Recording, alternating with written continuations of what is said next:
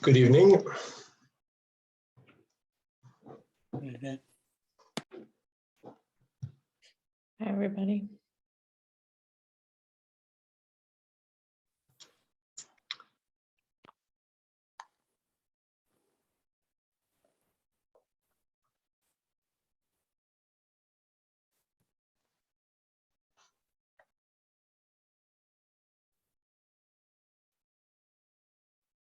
We're just missing one commissioner. I think it's Rashina. There she is.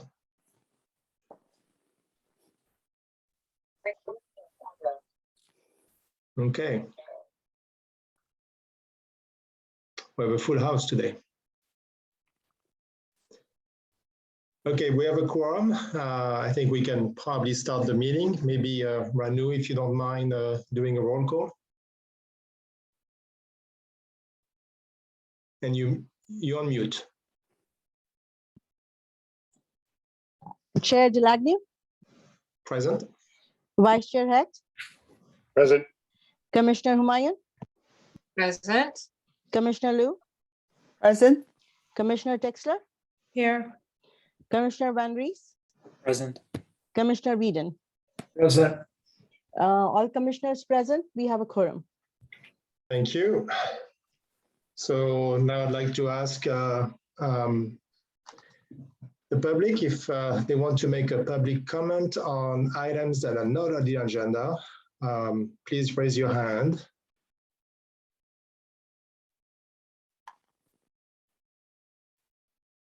I don't see anybody right now.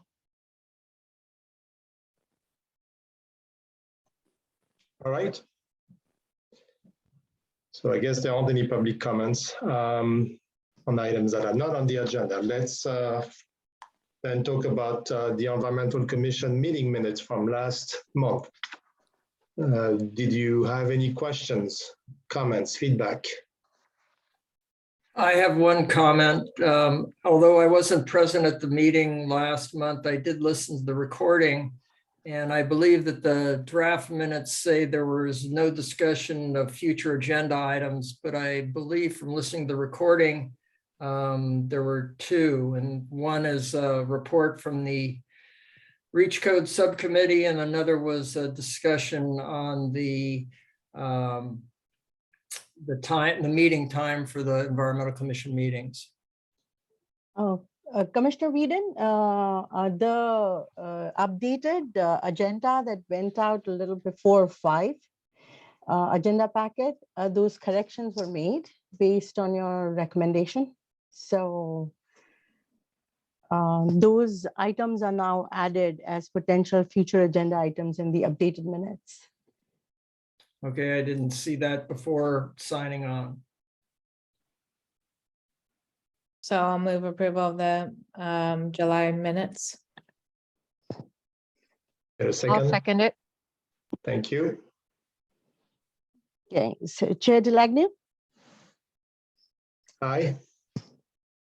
Vice Chair Hecht, Aye.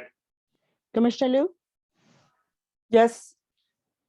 Commissioner Van Rees, Aye. Commissioner Whedon. Aye. The minutes are approved. Thank you. So the next agenda item is actually what Don was referring to, which is a discussion we started at the last meeting about potentially changing the starting time for the commission meetings. And obviously that's one that I would need an unanimous decision on this. It's one that we need to all be in agreement with in order to be doing this. One comment that Commissioner Van Rees gave last time is that he could not attend meetings starting at 6 o'clock on Mondays. Is that all Mondays or just the second Monday of each month? It happens to be that I have a recurring meeting at 6 on the same Mondays that we have our meetings. So I emailed Renew that, if we started at 6:30, then at least I would be able to have half of that meeting, but it's not ideal overall, just because I'd have to be, essentially losing that in favor of this. So that's all. right? So that's the second Monday of every month. Yeah. So would an option to have the next, to have the meetings on the third Monday or the first Monday of each month at 6 o'clock, would that be a better option for everybody? I hate to do this, but 6 o'clock is not a good time for me in general on Mondays. So yeah, I would prefer to keep the 7 o'clock meeting time. I could probably make 6:30 work.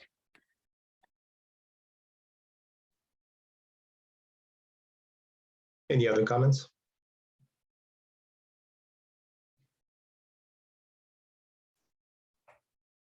I guess no.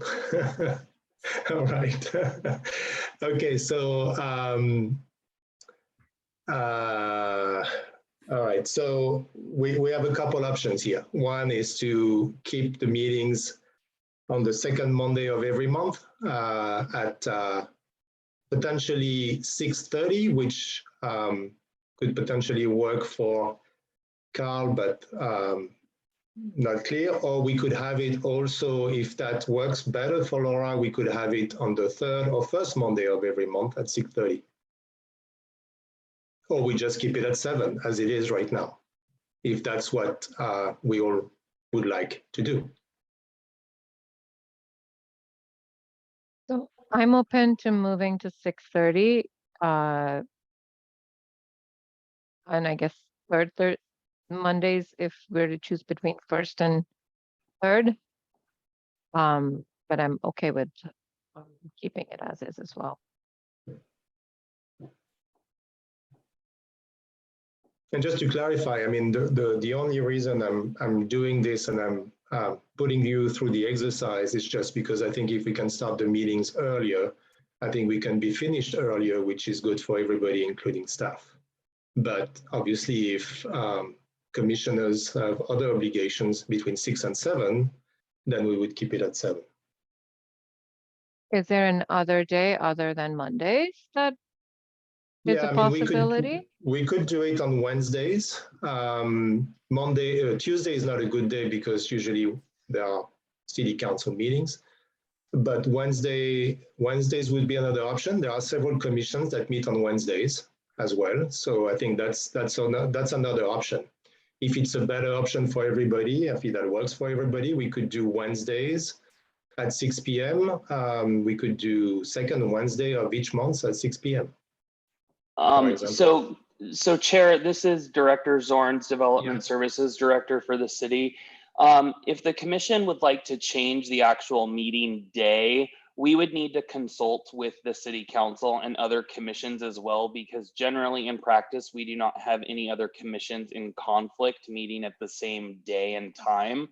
So typically we would need to confer with the other commission or the city council to ensure that they're okay with that, because this would be the only commission that would then be doubling up on a day and time potentially.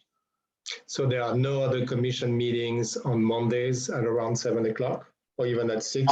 On the first Monday. So as of right now, we obviously have, about 12 commissions here in the city, which is quite a lot.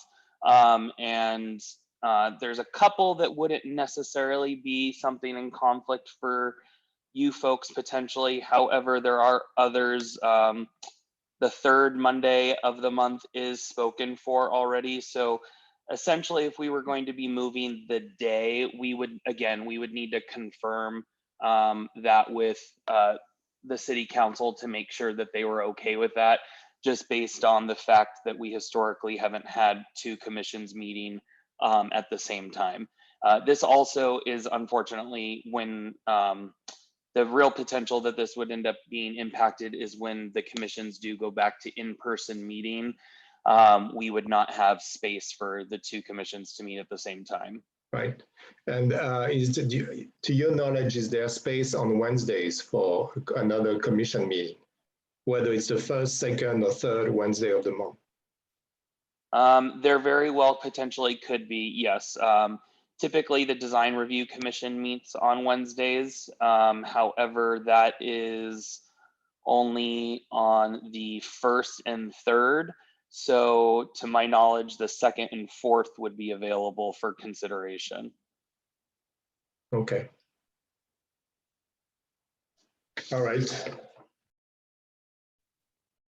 So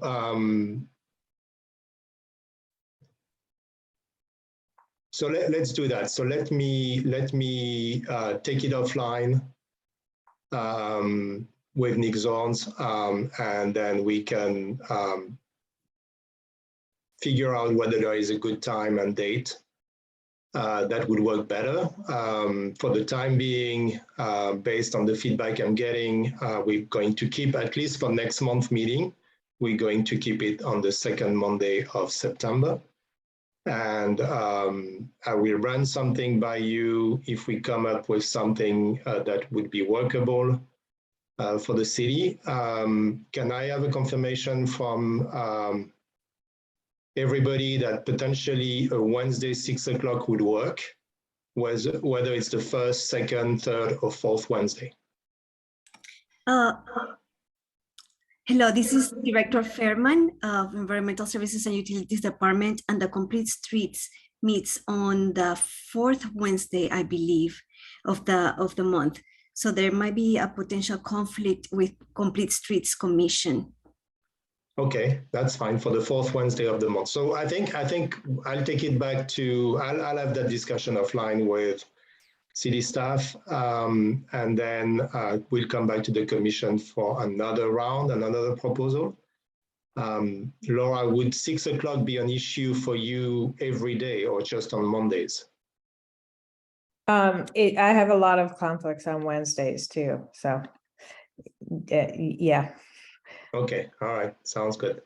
Okay, well, we'll close this one. We need to do some more work on this. I'll talk to city staff about it and get back to you, see if there is another option. For the time being, we're keeping the meetings as is on the 2nd Monday of every month.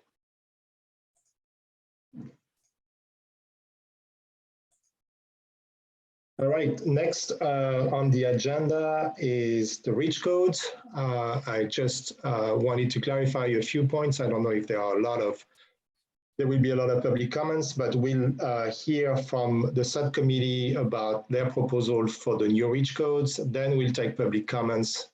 Then we'll have questions and discussions about the REACH codes. And then after that, we'll review the proposed draft editorial in the town crier that the subcommittee has put together. So if that's okay with everybody, we can start with the presentation.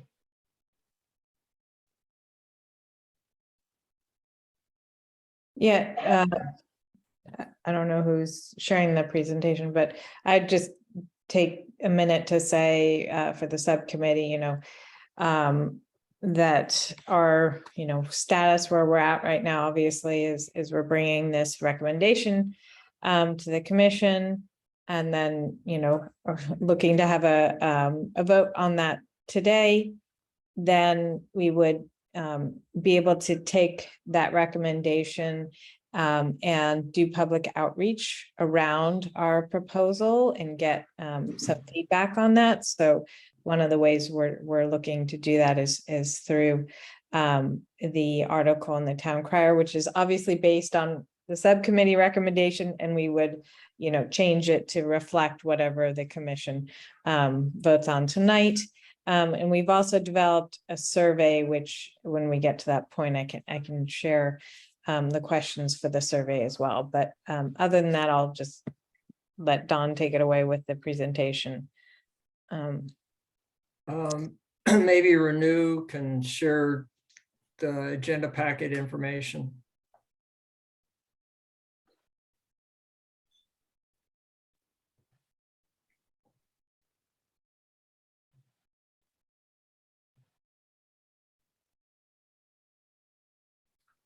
I can also do it if you want.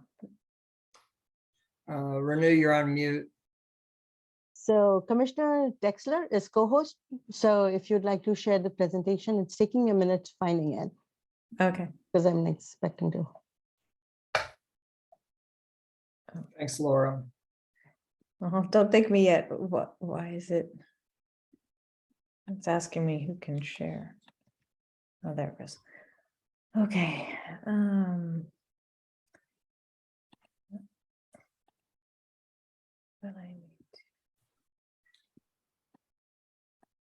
Well, Laura's digging that up. I'll start off with a couple of comments. One is Laura and Tom Heck and myself are the subcommittee that's assigned to the REACH Codes 2.0.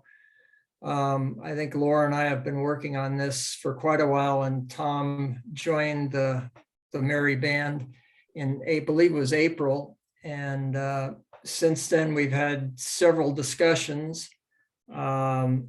And we held a couple of workshops that we invited the public to gather information on. Thank you, Laura. That's fine. You can stop there. Okay. But we had a public outreach to discuss the various options that other cities were looking at, as well as a group of 3 Bay Area energy suppliers: Peninsula Clean Energy, Silicon Valley Clean Energy, and East Bay Energy. I think I may have not have that quite name right, but they did some work to propose some model code language. We presented information on that to the public. We received feedback from the public and other people writing into the commission, as well as our own deliberations on this and what we saw as the best path forward. We have basically, the subcommittee has 3 recommendations, draft recommendations that we'd like to propose to the Environmental Commission for discussion. The first one deals with newly constructed buildings. The second deals with electric vehicle infrastructure. And the third recommendation deals with existing building alterations. So I'll walk through each one of these. The first one on newly constructed buildings, it's a proposed REACH code. Laura scrolled to the details of the proposed REACH codes, and I'll walk you through this. The columns have various items on the far left, and then there's 4 columns. One has the 2022 California Building Code, which would be mandatory as of January 1st, 2023. The Bay Area Model Code is what I was referring to before, that amends the building code, and it would be effective after adoption by the city that adopts the model code. And it requires filing with the state, but there's no state review or anything else. And the model code would expire with the expiration of the 2022 building code, which is January 1st, 2026. The 4th column to the right is the current Los Altos REACH code, which is in effect until January 1st, 2023. It's tied to the existing building code, which expires January 1st, 2023. And the final column is the subcommittee draft recommendations. And so, as you see in the first row, I've gone through the discussion of the expiration and effective dates of these various codes.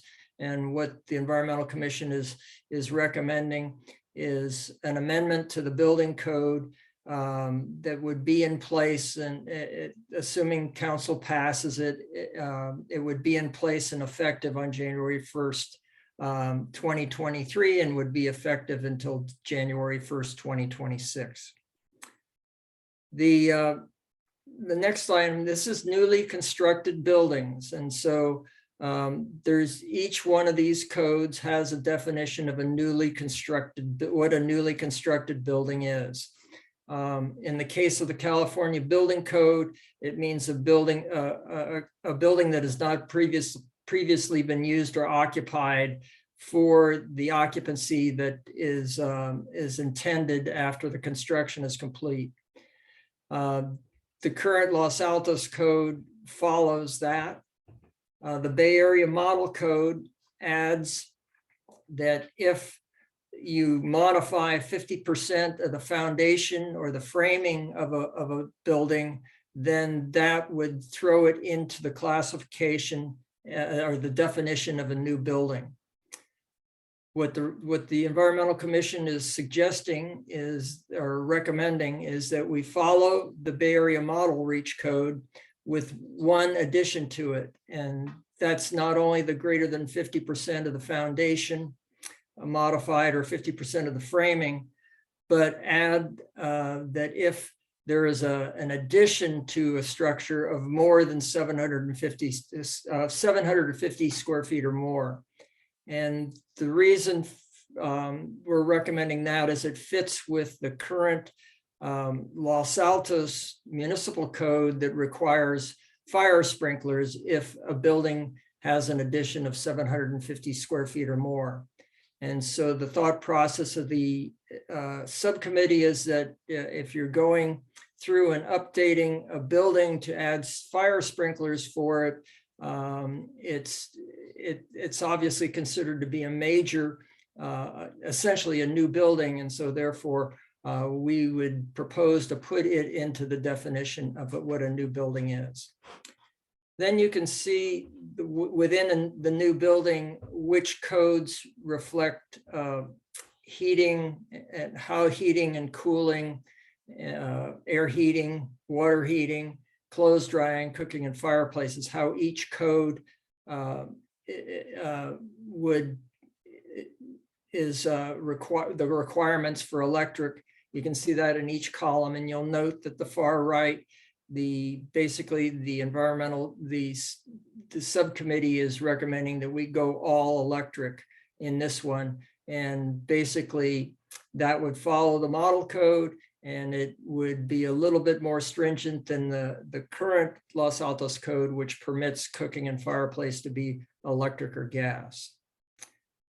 And then following, looking at the exterior to the building, you'll note that that the building code and the current Los Altos Reach Code only deals with the building itself, whereas the model code and the recommendation for the Environmental Commission subcommittee is that we do not permit extension of existing gas lines to new facilities outside of the building. I guess with that, we can go on to the electric vehicle infrastructure. Here, we're also, the subcommittee is recommending, the recommendations are on the far right column, and the other columns are similar. With the current, what the new code requirement, the 2022 code requirement is what the Bay Area Model Reach Code is proposing, and then the current Los Altos code. The effective dates are essentially the same as I explained in the previous slide regarding newly constructed buildings, and so that's essentially the same on this slide. Concerning single family residences, I've put in this, since the vast majority of the structures in Los Altos are single family residences, I've put the details of what is required on electric vehicle infrastructures on that the second row there. So you can see that the 2022 California Building Code requires one level 2 EV ready for each residence. One level 2 means level 2 is the voltage requirement, which is essentially 240 volts. And EV ready means that it's suitable for someone to be able to plug into it. You can see the Bay Area Model Code has one level 2 and one level 1 if there is more than one parking space available or with the construction of the single family residence. The current Los Altos code requires if there's 2 or more parking spaces, then it's 2 level 2s.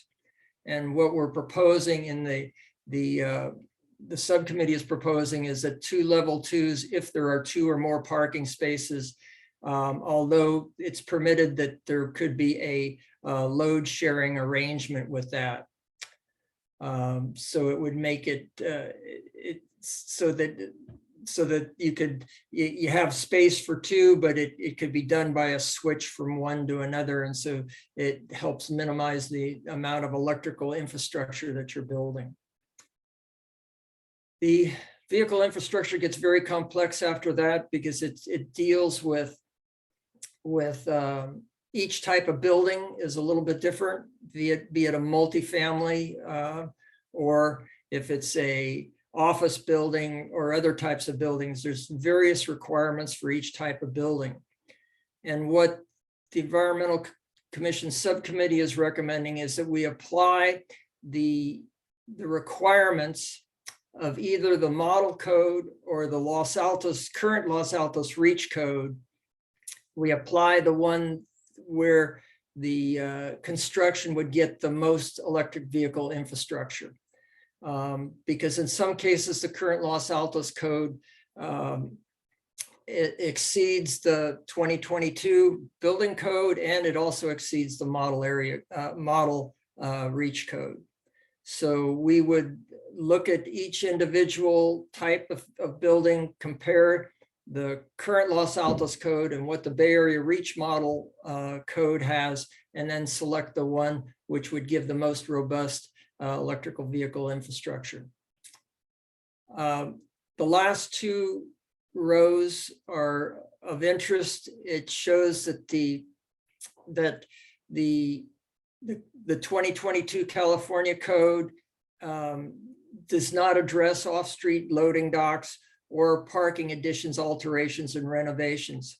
The current Los Altos code does not as well, but the Bay Area model code has has language that loading docks, electric vehicle infrastructure would apply to loading docks and also parking additions, alterations, and renovations. And what we would propose as a subcommittee is that we go with the model code in that instance. The final portion of our recommendations is what I have here. Everything that I've talked about in the recommendations of the subcommittee does not address any alterations or burnouts or anything like that. It does not have, none of our requirements deal with electrification of current appliances that are installed. It only deals with new construction. So what we believe that we would like to recommend to the City Council is that they consider a motion directing staff to develop recommendations for the expediting of the electrification of existing buildings.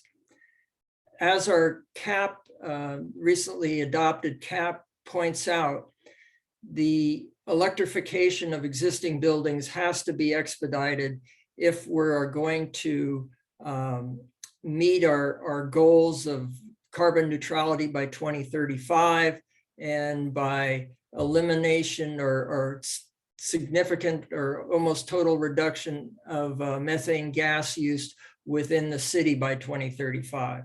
As I think everyone here from our discussion at the last Environmental Commission meeting, where we presented data on the number of new buildings constructed in the city, it's very small. And small, what I mean is by less on the order of 10% of the building permits issued deals with new construction where our current REACH code applies. And if that's all we can do, then it would take a very, very long time for us to reduce, to electrify existing buildings. And so what we're proposing is that the council, or what we would like to request, is for the council to pass a motion or direct city staff to develop recommendations for expediting electrification of existing buildings. What might that include? It might include things, or what we could see it including is developing recommendations on which of the evaluating applicable actions and selecting the ones that are most effective. These are ones that are in the city's climate action and adaptation plan, ones that neighboring cities have done, to see which would be most effective and make recommendations on the most effective ones for the city to move forward on. Would include things like education, incentives and ordinances, and resources and funding.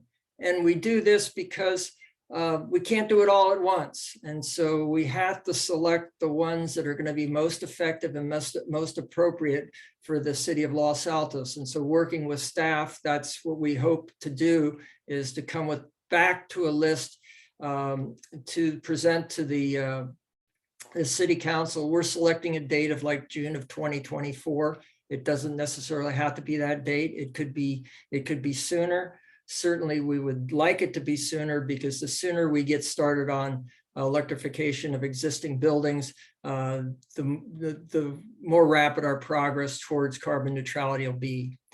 And the other part that I think could be evaluated at the same time regarding existing buildings is to develop recommendations concerning the partial or total end of gas utility service in the city.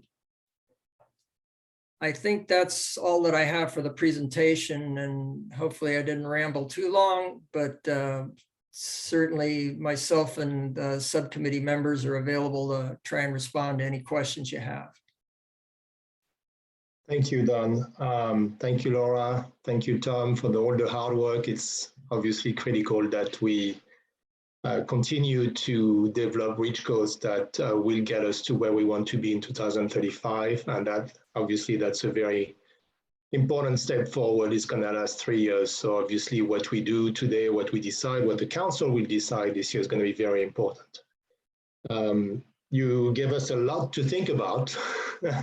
And suddenly I'm sure we all have a lot of questions. But before we do that, I'd like to ask members of the public to raise their hands if they have comments to make on the reach codes. Chair Delagna, do you want me to keep the sharing going for now, or do you want me to we're probably going to need it again, but maybe you can remove it for now so we can see everybody and all the members that would like to speak.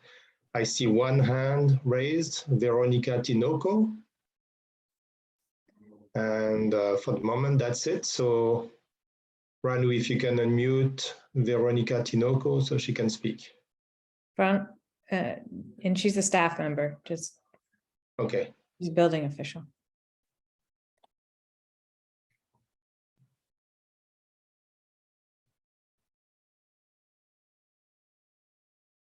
Veronica, can you unmute yourself? I think I tried from here and asking to unmute. It's asking you to unmute. Oh, I don't have my hand raised, or if I do, I didn't mean to. Oh, okay. Well, you have your hand raised, but that's okay. I see Aida has her hand raised. Aida, do you want to make any comments? I do not have my hand raised. I had seen somebody else with the name of Jill Woodford with a hand raised, but I don't know if she meant to raise her hand, but it wasn't me. Thank you. Okay, so we don't have any comments from the public? Okay. Thank you. So I think I will open the floor for questions by the commissioners. And maybe Laura might be a good time to share again your screen.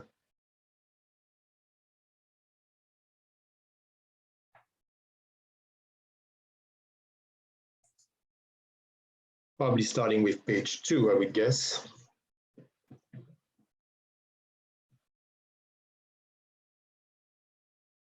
So are we doing a round of questions and then discussion, or are we just doing questions, discussion all together? I think it would be better if we just ask the questions first, and then we can discuss based on the answers by the subcommittee. And we'll do it for each section that they want us to consider. So we'll start with the first one, which is the buildings. So does anybody have questions for the subcommittee? For the 750 square footage added, what is the situation for ADU?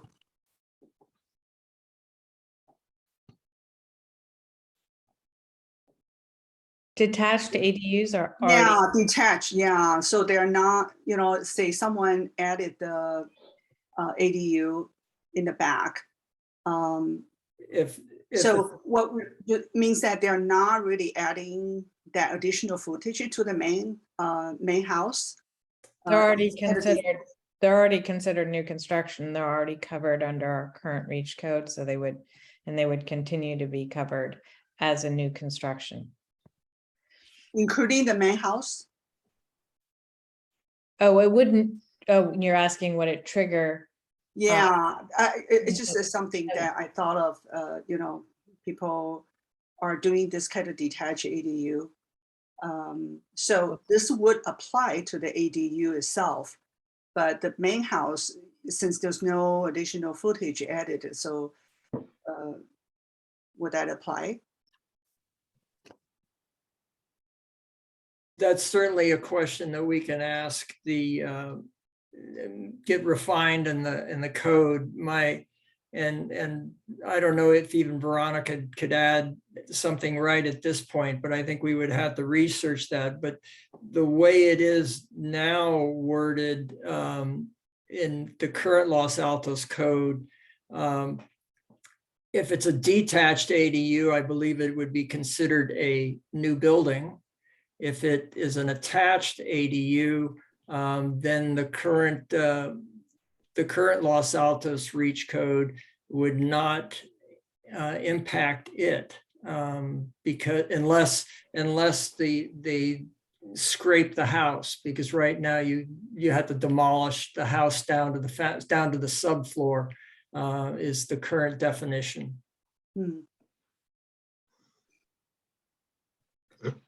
But the addition of 750 square feet, it could potentially, yes, if you added an ADU that was 800 square feet, yeah, perhaps it could.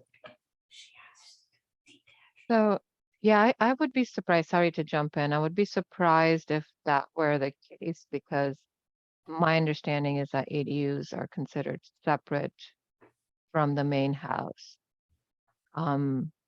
But yeah, it's a good question and a good question to clarify. So yeah, so what I meant is that, you know, if someone's building an ADU, there is no impact on the main house in terms of any additional burden. So the kind of point of being of the ADUs is to allow for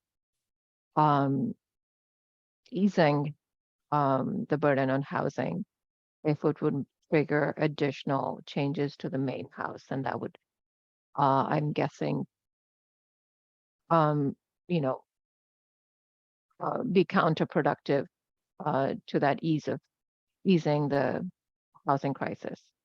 But yes, it's a very good question to verify. I think that would be important for a lot of people.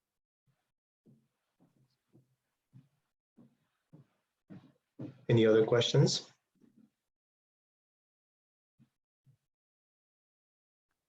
So my question, I guess, yeah. one other clarifying question on the 750 square feet. If, for example, it's an addition, let's say someone's just adding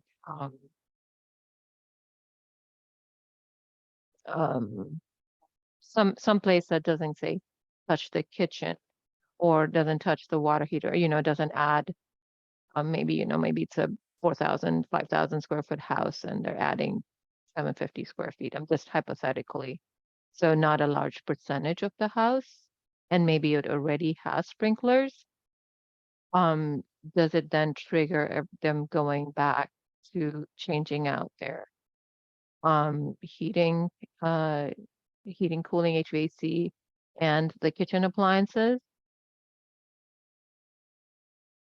Yes, I think Okay. that's kind of my understanding, yeah. What? Okay. Can we get an answer from the subcommittee on that? Yeah, that was, I was hoping that would happen. Those, a couple of these types of things, we have to work in conjunction with the staff to understand exactly how to apply this so that it would be clear to the people in the ordinance as when and if an ordinance is written. Mm-hmm. But I think in general, it would be agnostic as to what the addition is.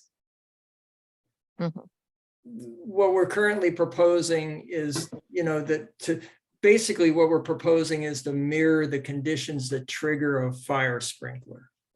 And you're pointing out some things that, yes, some details have to be clarified on that to make sure that there's a clear understanding.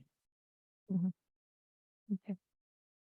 And it brings up the point that, this recommendation is a policy recommendation, and it will then need to be, staff and legal need to go through and put it into, make sure that it follows all the legal recommendations, all the, works with the code, the current building code and all that. So, yeah, yes, there certainly could be fine tuning in that way. So in that section, I also had similar questions regarding the addition of more than 750 square feet and what it triggers. Because you could add a bedroom and a bathroom, which would require to add some additional ductwork for that part of the house that would be new, but not necessarily, you wouldn't have to redo everything like you would do if you were doing more than 50% of the framing or 50% of the foundation, right? Would that trigger if you have, a new gas furnace or a new air conditioner, an electrical air conditioner and gas furnace, which is what people have now, it's less than 10 years old. Does it trigger a replacement automatically of this gas furnace and air conditioner with a heat pump? I think you can justify that when you do the 50% framing, the 50% foundation. Now on the added square footage, I think there is a question mark as to what you're doing. Now, if you add a kitchen, for example, you had a small kitchen and you're gonna add a very much bigger kitchen, then it could trigger obviously an induction cooktop and all that stuff. But I think I think there might be some issues around that particular square footage addition, as to what it is, what the purpose is, and is it reasonable to ask people to change everything in their house, water heater, heating, induction cooktop, whatever, electric clothes dryer, if they have a gas clothes dryer, would that trigger that? And then in addition to that, my other question was about kitchens. If you renovate a kitchen, and that's the only thing you do in your house, but you get it and you redo a completely new kitchen, you're not touching more than 50% of the foundation, more than 50% of the framing, and you're not necessarily adding 750 square feet. But because you're redoing the kitchen, should we have something in there that triggers replacement of your gas cooktop by an induction cooktop? You're stepping away from a newly constructed building to an alteration or a renovation. And everybody's asking questions surrounding how does this apply to these other types of situations. And purposely, we have steered clear of alterations for precisely the reasons and the questions that are being raised here. The only thing that we were trying to do by including in the definition of a newly constructed building, the 750 square feet, the only reason why we did that is because there's already a precedence in the Los Altos Municipal Code that requires significant modifications to a structure when there's an addition of 750 square feet.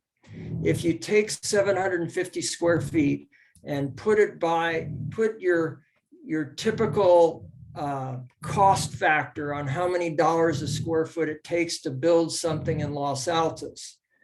If it's $100 a square foot, that's $75,000. But it's more closer to $300 to $500 a square foot. So if you're at 300, you're at $250,000 basically. And what we're saying was, when you're spending that type of money, you're really essentially getting somewhat of a new structure, if you will. And so that's the only reason for including the 750 feet.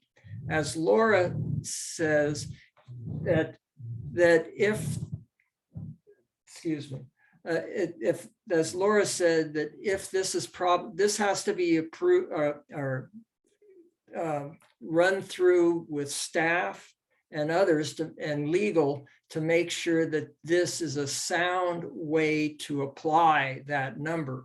If it isn't, then if there isn't a sound way to apply the 750 square foot addition, then we should stick with just the model code recommendation of 50% of the foundation or structure.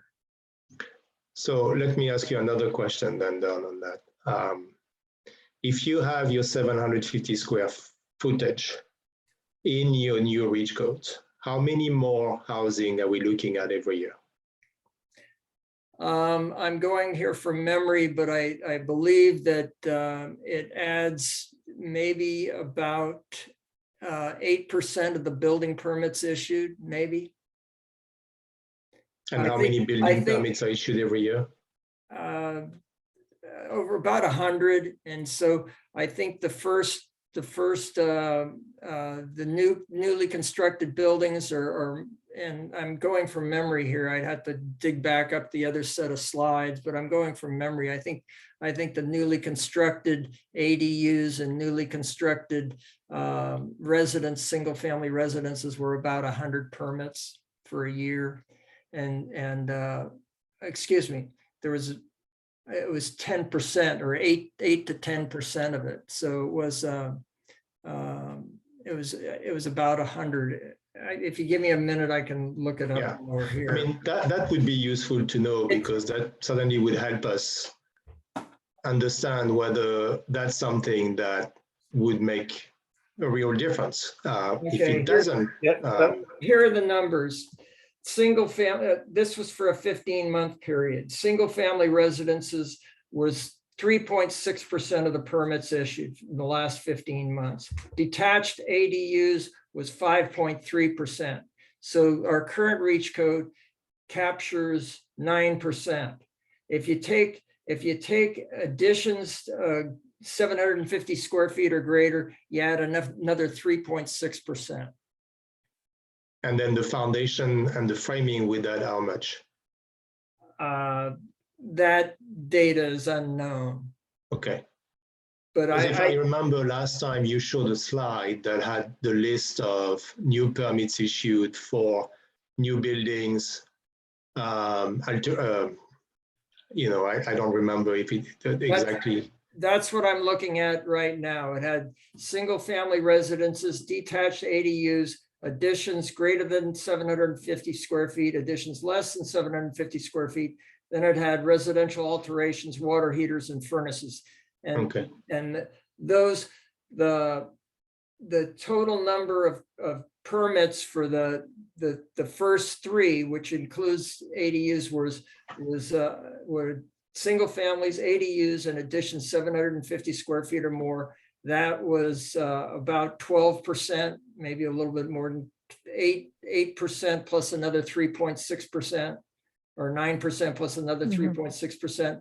And the vast majority of it was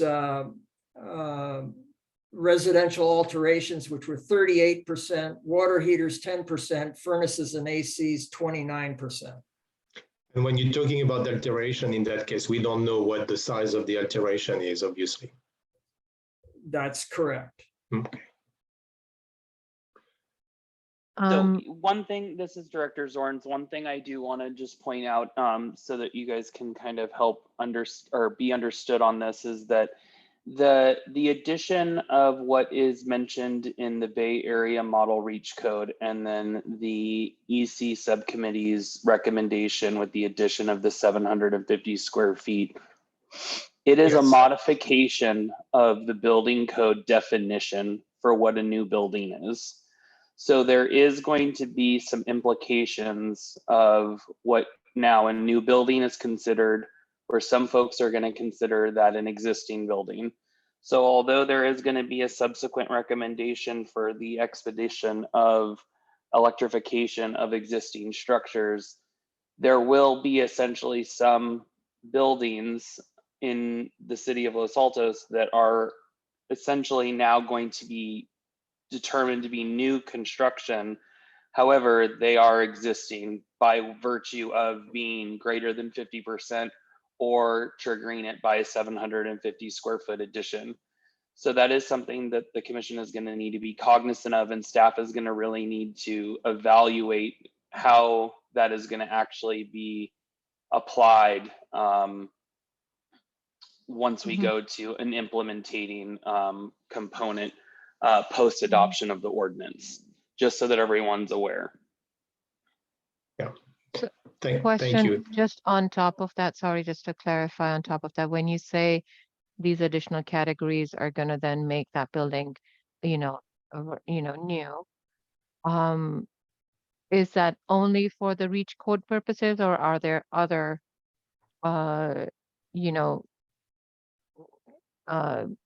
classifications that this applies to?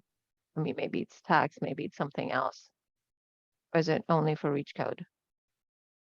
If I'm understanding your question correctly, I do believe it's just going to be towards the reach code. Anything in regards to, I think you said tax and things like that, that comes by virtue of the county. We have no ability to control that. If the county assessor's office determines it to be worth of being reassessed, that is their own parameters that they control. We do not have control over that locally. Okay. So I had another question. If Rashina, go ahead. I think you wanted to ask. I guess one other category is if a house is, the foundation and framing are not modified, but it is gutted. There is, like everything's taken out except for the framing and the foundation, and then it comes, it's reclad, shall we say. Is there a category for that? And have we considered that at all? Again, I'd have to reply with what Mr. Zorns just said, is that it's the definition of new construction for the reach code. And that has to be vetted and fully understood. But the way that it's interpreted now, if you're leaving the foundation and not making changes to it, and you're leaving the framing and not making changes to it, then it's not a newly constructed building. That's what I would interpret the definition to be that's in the model code. Okay, I understand. Yeah, I was just wondering if it's possible to add that category, because that's maybe more disruptive than, say, adding on a 750 square foot wing, for example, to maybe an already new house that may already have sprinklers. But if we're taking everything out, paring it down to the studs, then I'm just wondering if that's a category to potentially consider as new for the REACH code purposes. Right, the complexity comes when you don't have a clear definition, right? Mhm. And so when you start to try and consider all these, cases that you might want to capture, like, okay, you're completely guttering your kitchen. Well, then you have to develop a clear definition of what that thing is. You have to develop a clear definition of what gutting the interior of a house is, and then Mhm. define that as new construction. Otherwise, you are into this existing building realm, and it becomes a complicated, a much more Mhm. complicated code. Mhm. So that's why that's why the fact that there's an existing trigger, a well-defined, um, part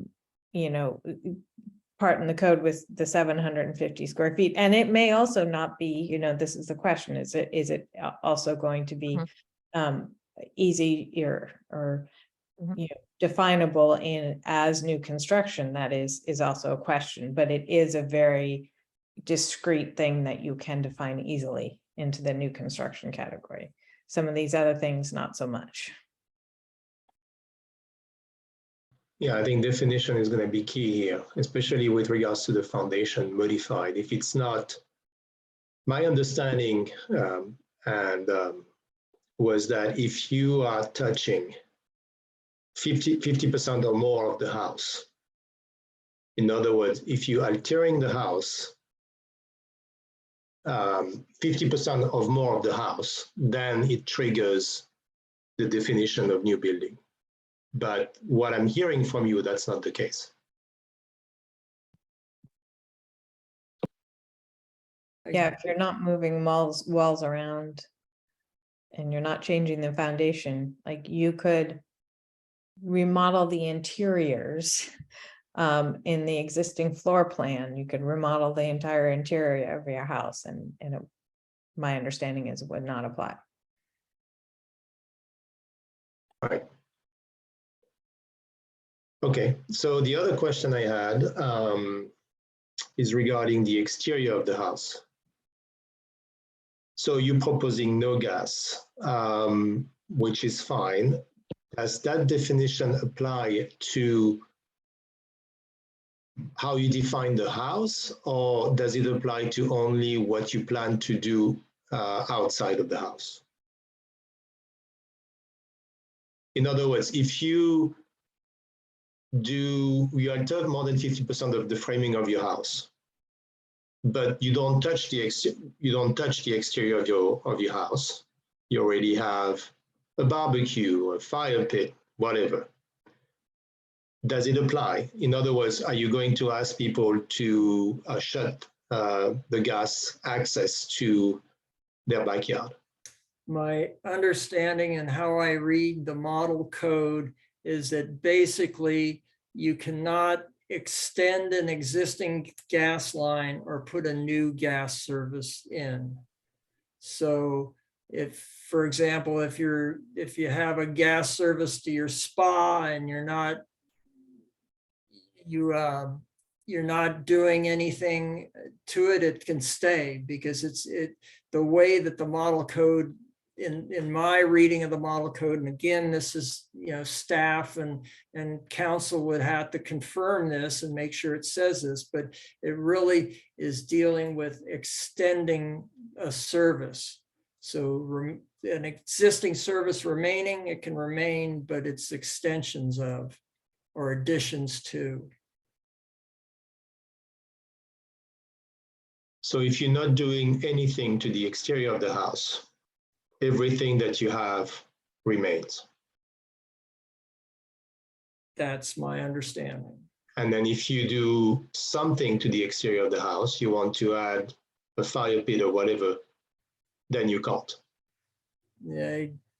Well, you'd get your 5-gallon propane bottle. Yeah, not with a gas line, right? That's what I'm saying. Not with a you can gas have a line. barbecue with a propane, you can have a fire pit with a propane, but you wouldn't have a new gas line for your fire pit or your barbecue or your fireplace or whatever you want to add in your garden or your pool or your spa. That's my understanding of how the model code is written. And if you had already, let's say, a gas line in the outside, on the outside of the house for a fire pit, for example, or for a spa or for a pool, and then you want to add a fireplace, well, how does that work?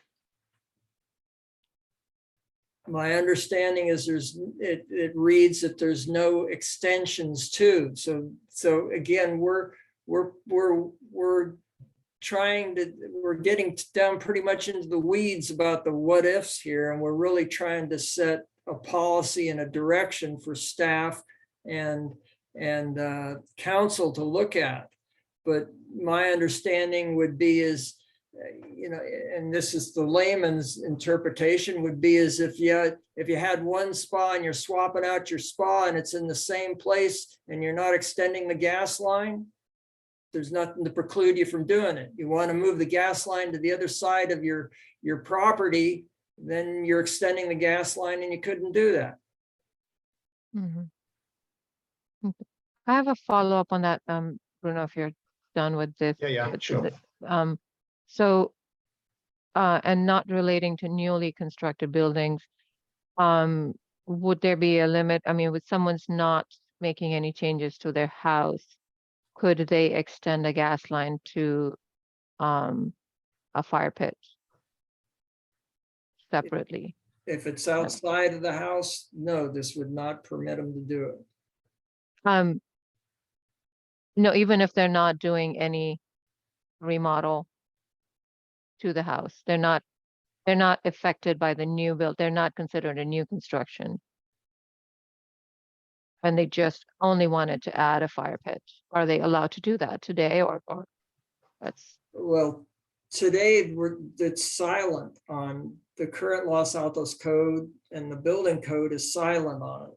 Only if this goes through, then again, my interpretation of the model code, and that's me solely, and it's not with staff consideration or council consideration, is that you cannot extend an existing gas service.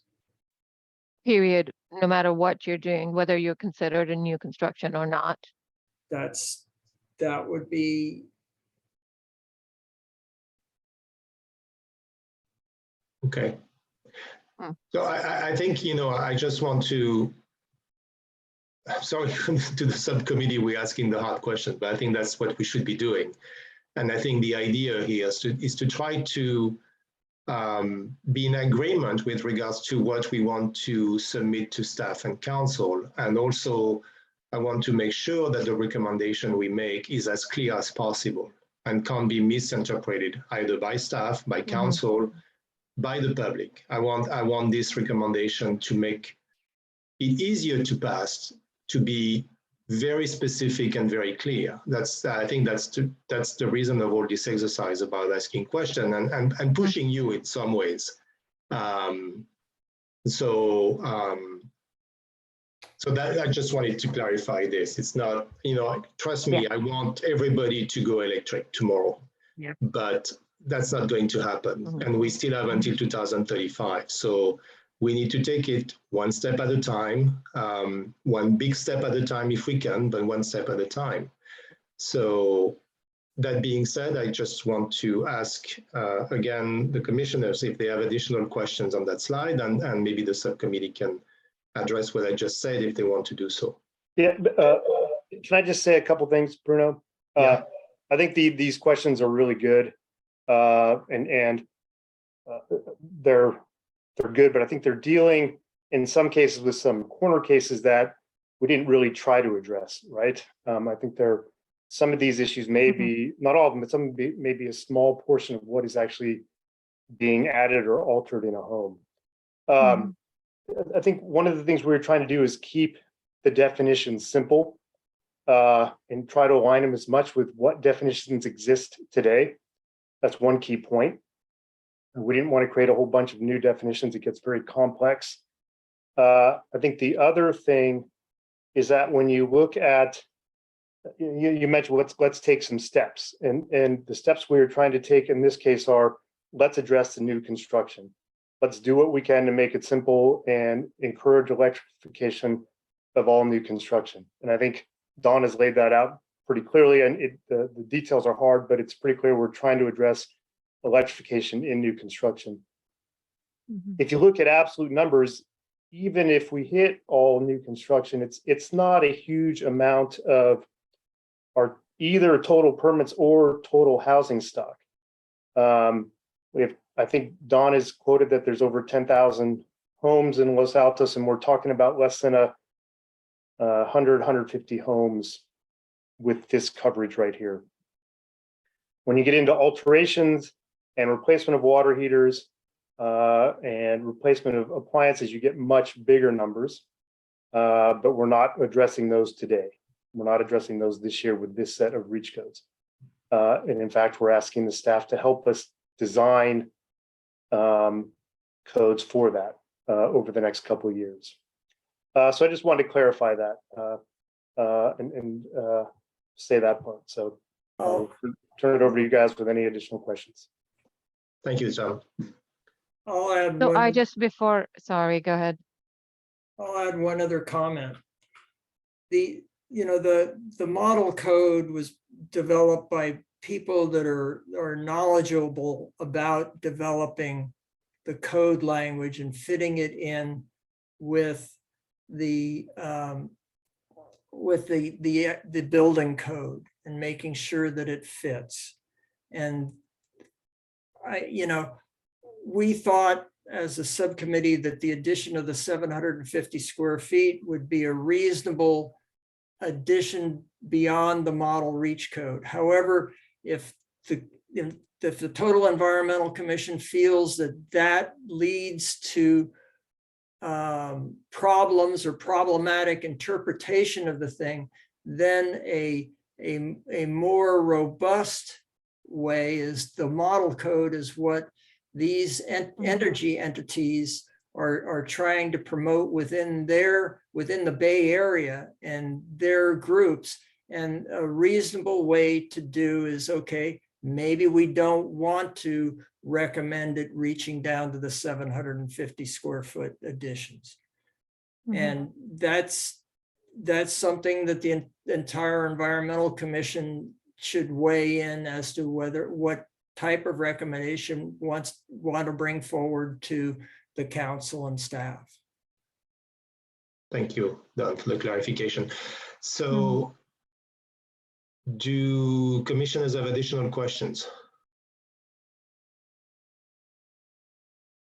So if there aren't additional questions, maybe we should start addressing what Don has just said, is that what the commission would feel comfortable recommending to the subcommittee in terms of whether we approve, amend what they're proposing.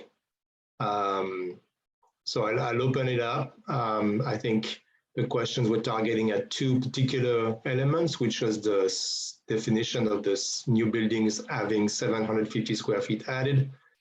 And I think the definition around the exterior of the house, but I'll leave it open. And if commissioners can chime in and let us know what they feel comfortable with.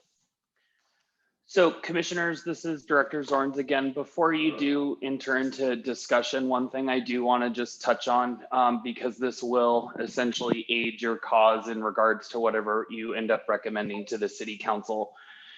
If the commissioners are all familiar, the city council has, for the recent past, has been doing a Q&A to city staff that then is published on the city's website as a part of an agenda item, answering essentially questions before the meeting, and then also it's somewhat used to help guide some of the conversation during discussion. A lot of what, and I'm going to urge you from an executive staff perspective, based on a lot of the comments and questions that your own commission has brought up to you. A lot of these questions and comments are going to be ones that you are going to be posed with from the city council members as well. I would urge all of you to even repeat the questions that you have had this evening individually to send them to the Director of Environmental and Utilities, which is Aida Fairman.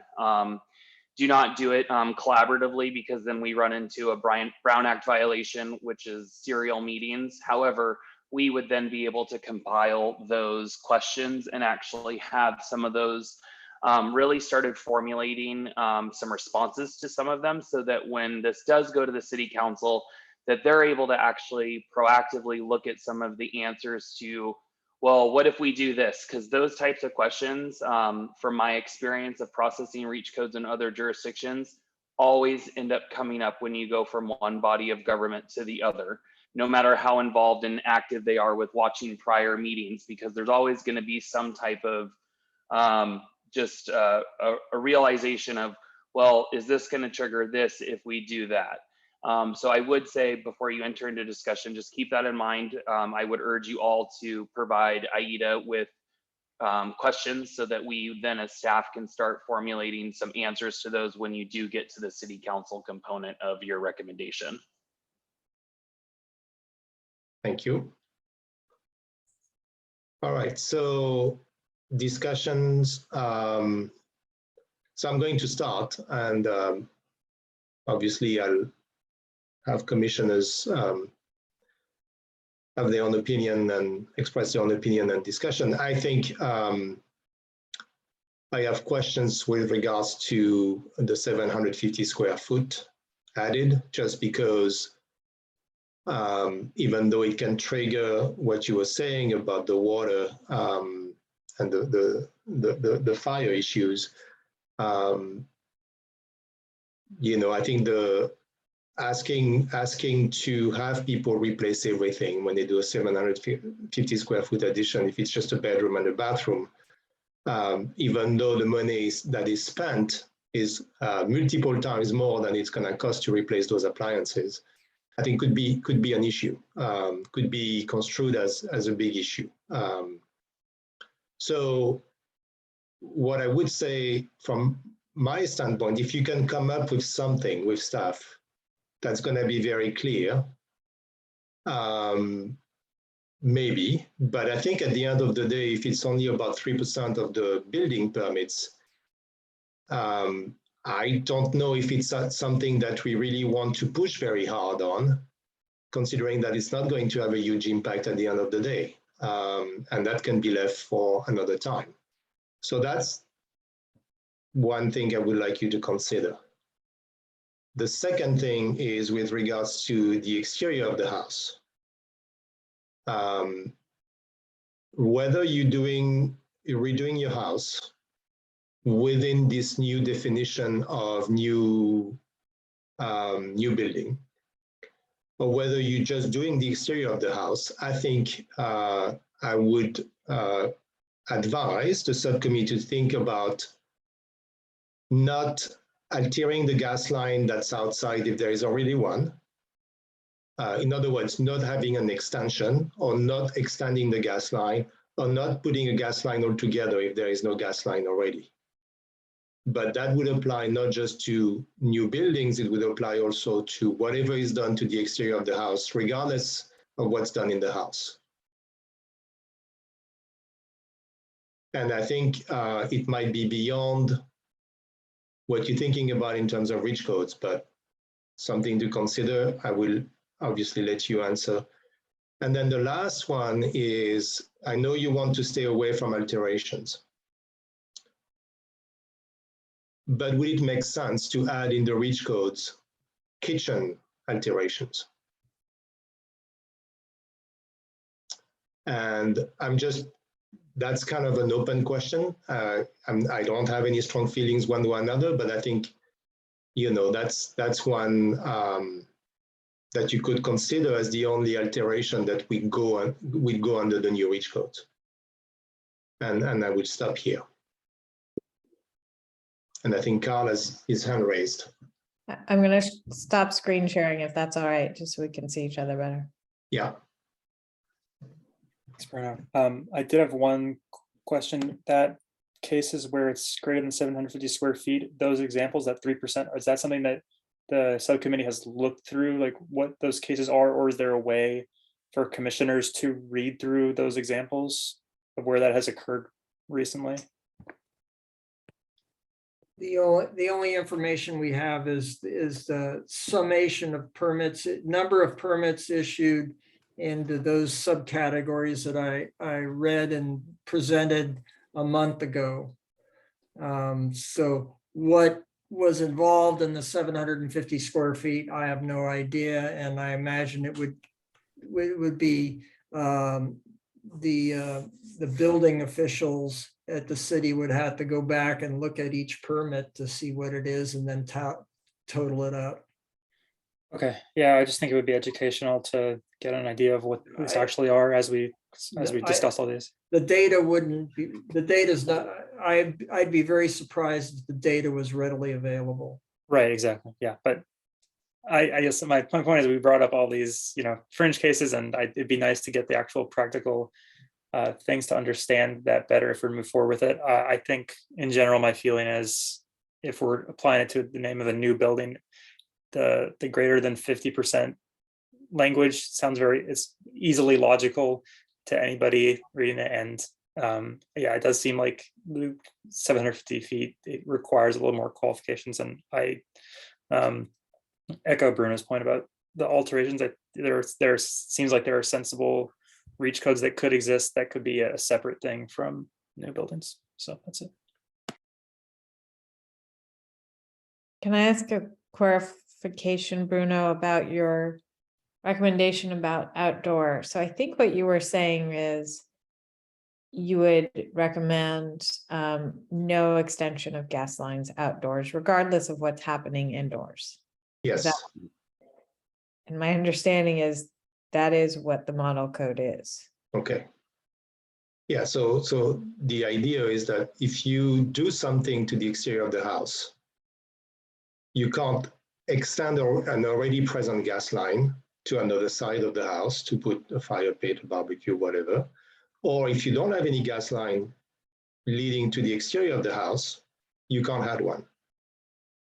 And that would be triggered by a permit to make changes to the exterior of your house, to your garden, basically. Correct. I mean, I think I believe that anytime you would extend the gas line for anything, you're going to need to get a permit, would be my understanding. Yeah, absolutely. Yeah. So you couldn't do that in the exterior of your house.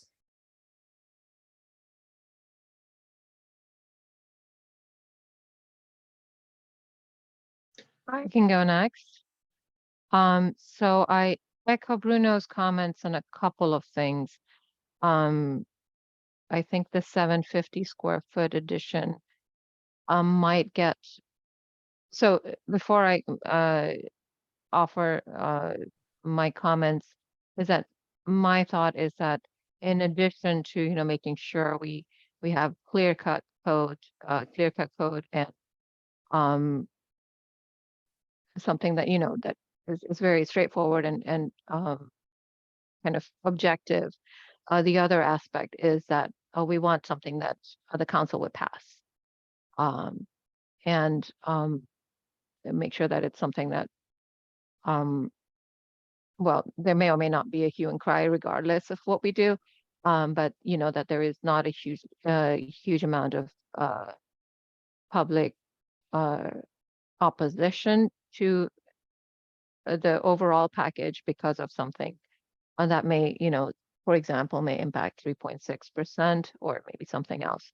So there's that. And then the other thing is also if it adds hardship on someone who's trying to do some, an addition or something else for whatever reason, whether it's, to add housing for a relative or whatever other reason, right? Or rental income, or just to accommodate a growing family, and regardless. So in the end, we do want to have everyone convert to electric, but we want to do it in a way that doesn't cause hardship and then force people to say upgrade an appliance that may be new. It may be something that's maybe 2 years old, and once we do have that burnout or replacement or have the incentives in place to replace appliances that don't need to be replaced, it'll be, easier to add these things on.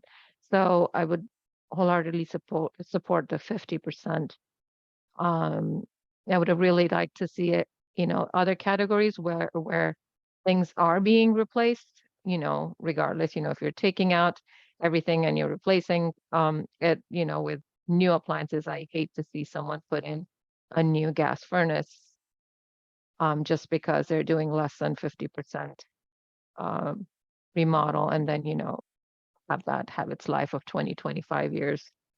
Or, they'd have to change it out whenever the ordinance supports that. So, but of course, if it's tricky and we don't do it right now, that's fine. Maybe we consider that at another rev.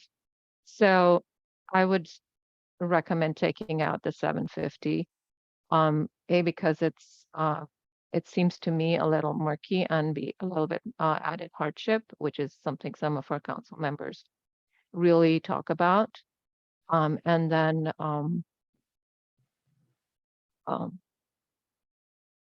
yeah, those were the two main reasons, I think. I would support increasing and my only concern, the other concern is cooking. Is that when it comes to encouraging / forcing folks to convert to induction, and I have an induction, I love it. That's something that's maybe some folks have very strong preferences. There is also for good, some folks have health concerns with the EMFs that are, which may or may not be real. But if we take just the cooktop part and leave that as gas, but require converting ovens and of course washers, dryers, the washer's already electric, and furnaces, water heaters, everything else that's not an actual use of the flame for a particular purpose, is what my thought would be, because that's one thing that may have fair amount of opposition from folks, and that, you're forcing me to throw out all my pans and buy induction pans. I love cooking with copper. Or there's some communities that have certain things that they cook on an open flame. For example, my mom likes to toast her bread on an open flame. But that's besides the point. So I have a little burner that has gas that she can use for that. But everything else is done on induction. So my recommendation would be, if everyone else feels that, it's they're okay with it, is to take out the just the cooktop. So when we do cooking, we talk about ovens and cooktop. Ovens should, can definitely be electric without impacting any functionality cooktop is. And I think we've heard many times over and over, when we do these Q&A, someone says, if the power goes out, I'd like to be able to boil my water. And we go back with most new appliances don't turn on without electricity. But I mean, reality, you can use a lighter to turn them on. So we want to be,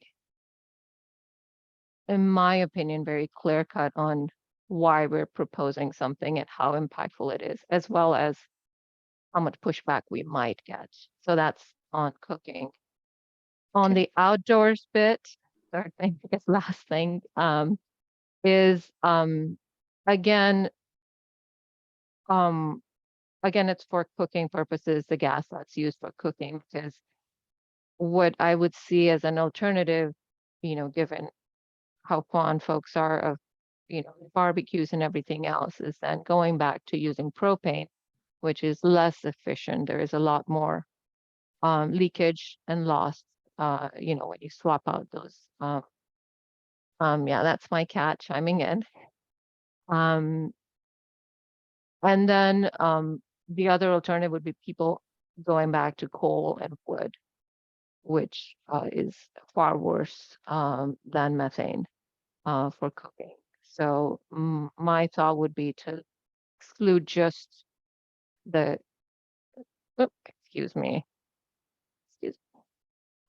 Is the, just leave those two as exceptions, gas specifically for cooking on a cooktop, and everything else to be electric. That's it. Done. Do we have any comments from Carl or Xiaoping? And then if the subcommittee wanted to address what was discussed also. I think 750 square footage addition is confusing. Yeah, so I would recommend not to add that in.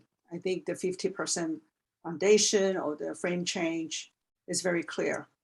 No ambiguity there. As for Rashina was talking about the cooktop things, I'm okay.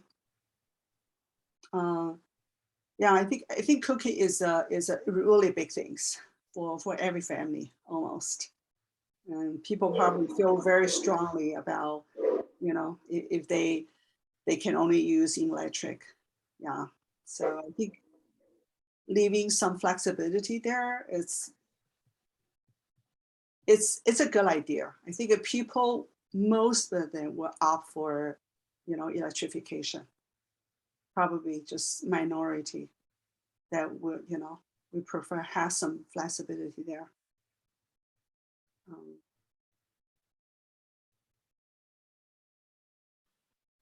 Thank you. Do you have any more comments, Xiaoping? No. Carl, do you have any comments? I made my comments earlier. So good. Okay.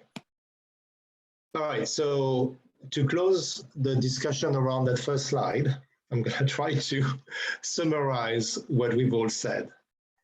And then probably we should make a motion, right? So the commission as a whole, this is what I'm suggesting, and let me know if you're okay with that. The commission as a whole agrees with the subcommittee in the definition of new building, except for the definition of the 750 square foot addition. But the commission agrees on all the other recommendations that the subcommittee has made regarding heating, water heating, cooking, and also the commission supports the subcommittee recommending no use of any new gas line or any extension to any alteration being made to the exterior of the house, regardless whether this work is done on the building or not. Am I summarizing correctly what the discussions are? Or I would like to add something else. If it's okay with everybody, if the subcommittee believes very strongly around the 750 square foot addition, I would support having the subcommittee work with staff and come back to the commission for with a recommendation, a more detailed recommendation, a more specific recommendation. I'd offer this suggestion. What you're describing is really following the Bay Area Model Reach Code and the definition of newly constructed buildings. And so that would eliminate the recommendation that we had of expanding that definition to include 750 square feet. I heard Rashina, and I don't know how many other commissioners support an exception to cooktops. And I didn't hear that in your proposal, Bruno, but essentially if you were to go forward in that fashion, again, it's the Bay Area Model Reach Code with one exception, and that exception would be for cooktop cooking. And that could be applied to interior as well as exterior. And I think I'll let Laura chime in here as well. And my understanding of the Bay Area Model Reach Code is that it wouldn't permit new exterior gas lines or extension of existing gas lines. Regarding what's done or not being done on the building itself. It separates what's happening inside the building from what is happening on the property outside of the building, because the building is covered by the building code, whereas there's different codes that cover what's happening. My understanding here, I'm not a code expert, but there's different codes that require what's happening outside of the building.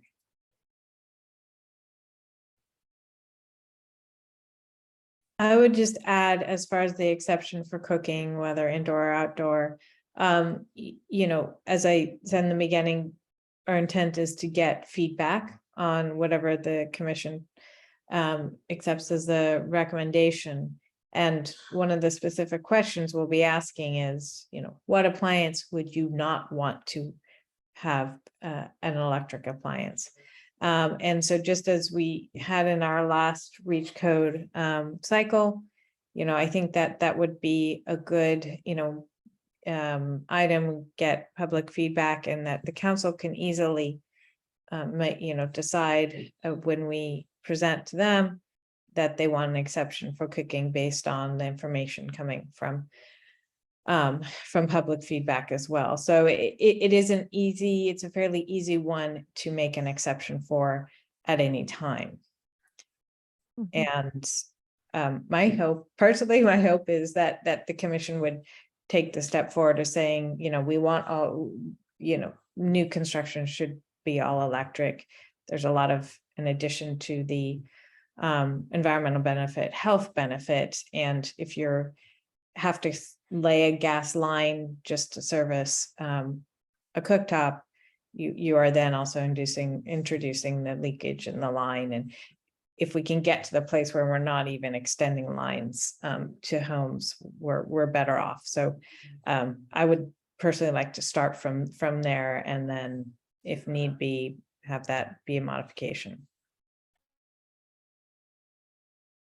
I'm okay with requesting induction cooktops in new buildings. I know it's a very sensitive issue, and you know, I remember my grandmother used to have a gas oven. She didn't want to change to an electric oven, but I think now it's, you know, we're beyond that now. I mean, we're all using electric ovens pretty much because they're so much better than gas ovens. And I think, you know, induction cooktops for people that have one realize that actually it's a very much better way of cooking than using gas. And in addition to all the safety benefits and environmental benefits. But so I'm okay with requesting induction cooktops in new buildings. That's my personal feeling about it. Now, there could be one possible, I know we have some exceptions in the current Reach Code. So one possible exception to that would be that people can keep that gas cooktop if they're not doing anything to their kitchen. So in other words, you can remodel 50% of your house or 60% of your house and not touch the kitchen. Very unlikely, but there might be some cases where you're going to be in that situation. And then in that situation, you may want to make it an exception, that people can request an exception to not put an induction cooktop if they're not remodeling the kitchen as part of the creation, the development of their new building, or the 50% plus frame or foundation alteration. So I would propose to add that exception as an option just for the cooktop. And to specify that, yes, ovens should be electric in new construction, however we choose to define them.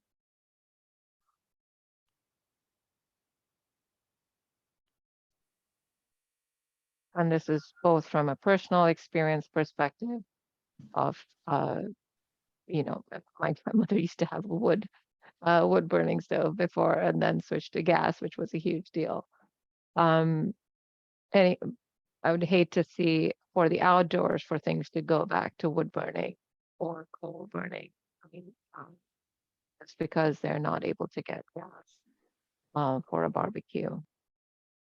So I would like to keep that as an option, as an exception. And of course, if the council and public support switching out to induction, that would be fine.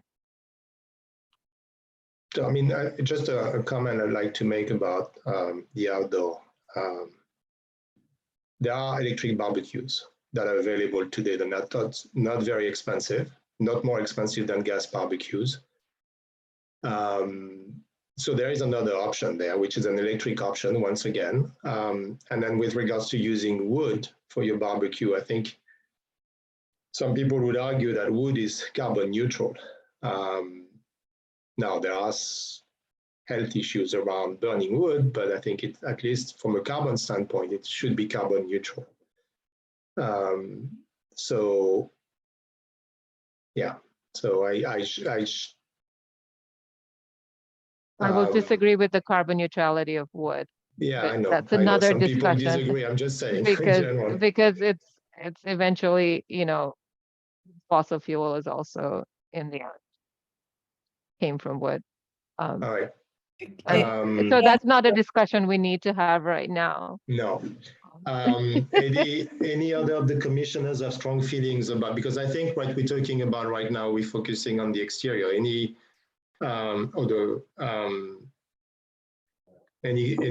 Carl and Xiaoping, do you have any strong feelings one way or another? I just second what Laura was saying about induction cooking indoor. Well, I'm sorry, can you repeat that? Sure, I mean, I agree with that. Yeah, we should have a goal of induction cooking in new buildings for new construction. I know there's a large cultural shift that needs to take place to appreciate them, and just even reading recipes, they will make an assumption that you have a gas cooktop in terms of how they're telling you to handle a pan. So it's a big shift, but we're just talking about new buildings, and I do think that should be the goal of the electric induction cooking.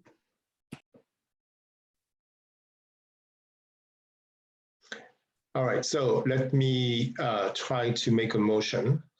Oh, Xiaoping, you wanted to say something? I see you raise your hand. No. Okay, so let me try to make a motion that the commission would like to support the recommendation from the subcommittee, the Rich Code subcommittee, with the exception that at this time, the 750 square foot addition be taken out of the recommendation. That basically the Los Altos Rich Codes for the next round follow the Bay Area Model Rich Codes, including the induction cooktop, including the gas line extensions outside or gas line additions outside. And that I would like also the subcommittee to consider allowing some exemptions for induction cooking when the kitchen is not redone.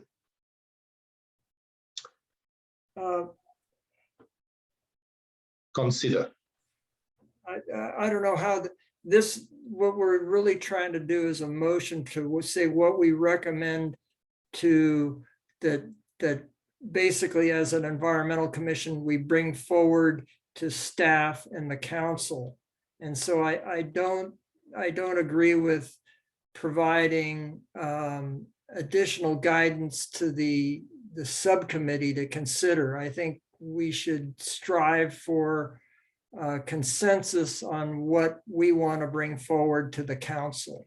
And so I agree with everything you've said, Bruno, except for the portion of adding an additional consideration. And maybe Tom and Laura should chime in here as members of the subcommittee. Yeah, I agree. I would like to, have a clear commission recommendation come out of this.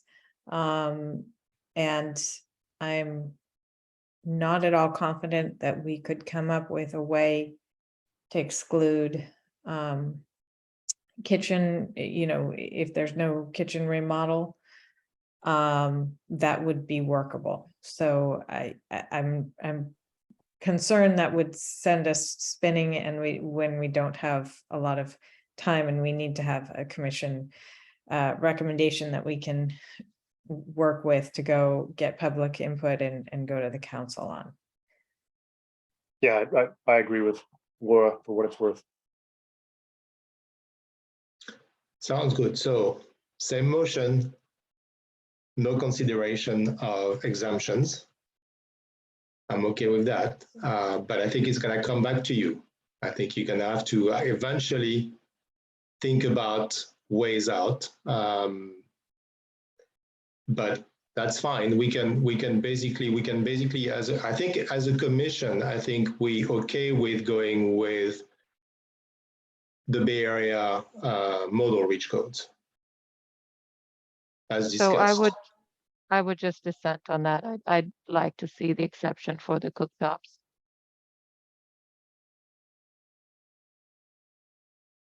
We don't have to be unanimous.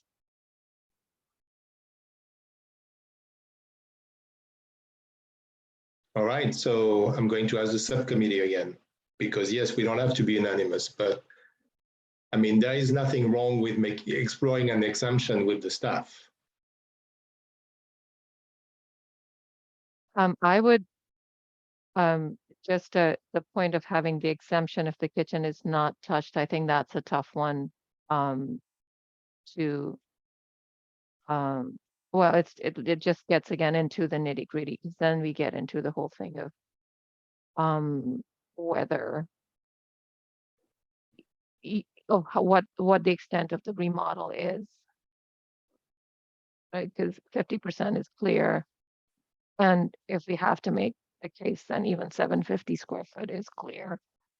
But if you're asking, okay, what are you exactly doing, then it gets murkier. So, But I think we know. I mean, yeah. I mean, if you're redoing a kitchen, you look at the plans, you're redoing the kitchen or you're not redoing the kitchen, right? It's pretty straightforward. Right. So but commissioners, yeah. this is Director Zorns. I just want to interject because I think we're all kind of somewhat saying the same thing. So when I'm looking at the proposed table of newly constructed buildings and looking at the Bay Area model reach code, and we're looking at it for what it is, there is nothing in column 1 that starts listing out any of the exemptions. If the commission's okay with making the formal recommendation to the city council at the base level of your recommendation is that you're okay with the modification at a 50% threshold for foundation and framing, we're good. Air conditioning and cooling to be an electric heat pump, we're good. Water, the water heater, electric heat pump, we're good. Electric clothes drying, electric. The cooking and fireplaces, electric, and then exterior, no gas.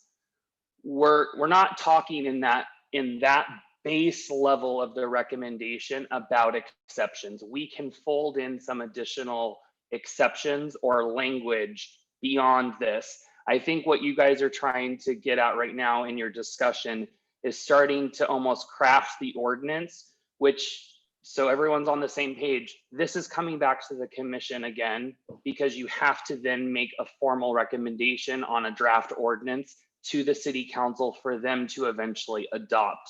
The recommendation is not going to make its way into an ordinance and then not come back to the commission.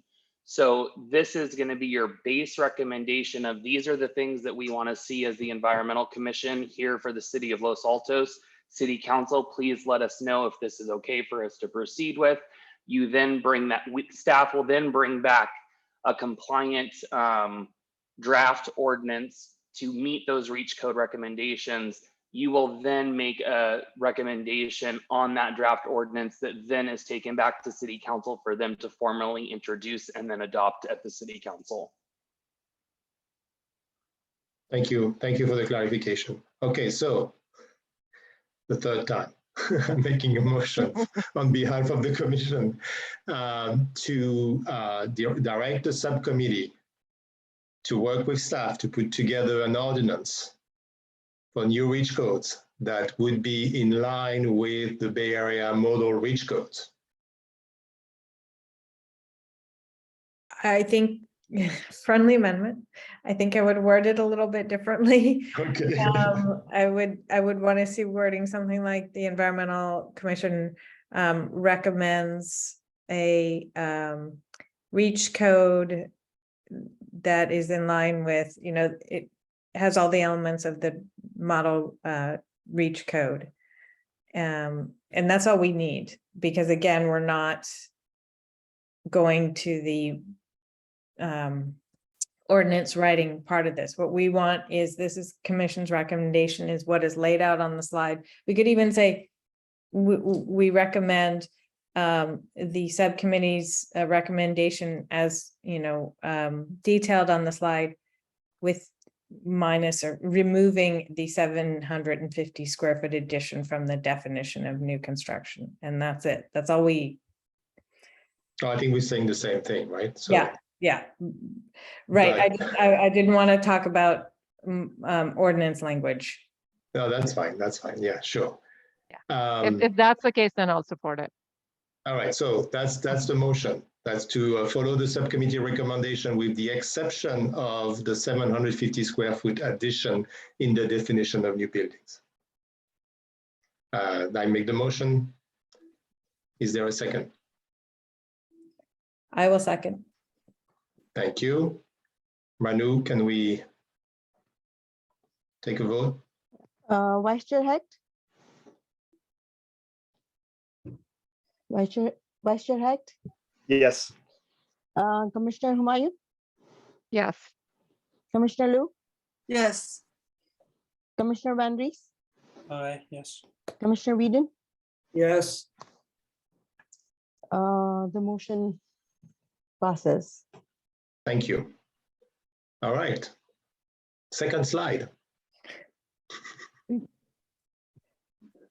you want me to put it up? Yes, please. All right, questions first on the second slide, please.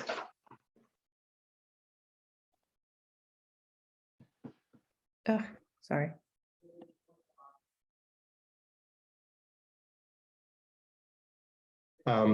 So I'll start, if that's okay. I had just questions. Okay, so multifamily residents and other buildings. You know, I don't remember what the Bay Area model and the current Los Altos reach codes say. Maybe you can clarify that. And then also regarding off-street loading docks and parking addition, alteration, and renovation, I don't know exactly what the Bay Area model code say. I don't remember. Could you clarify this for us? Okay. See if I can summarize this quickly. The multifamily has percentages of how much level 2 charging and what percentage level 1 charging, and whether or not you can have load sharing arrangements and so on and so forth. And how's best to explain this? And so we can go through that one by one. I would have to call up the specifics of the code, but of the model code, and it would be, you know, I didn't prepare a presentation on each one of these items. The difference between the current Los Altos code calls for more EV infrastructure on multifamily housing. Essentially, what was passed in 2020, I believe, or late 2019, was that the first 20 units had to have level 2 charging. And the model code has certain percentages of the number of residential units that come with parking. what percentages have. And I would have to look up those percentages, and Bruno, if you would like to know, I can probably dig them up while No, others. that's okay. I mean, I think that's fine if you don't have them handy right now. So the question to you, subcommittee, is whether you want But let me or don't want back us to make a recommendation. I feel that I didn't answer. You asked a very specific question on which I don't have the detailed information on to give you a very specific answer. The general answer is that again, the three area energy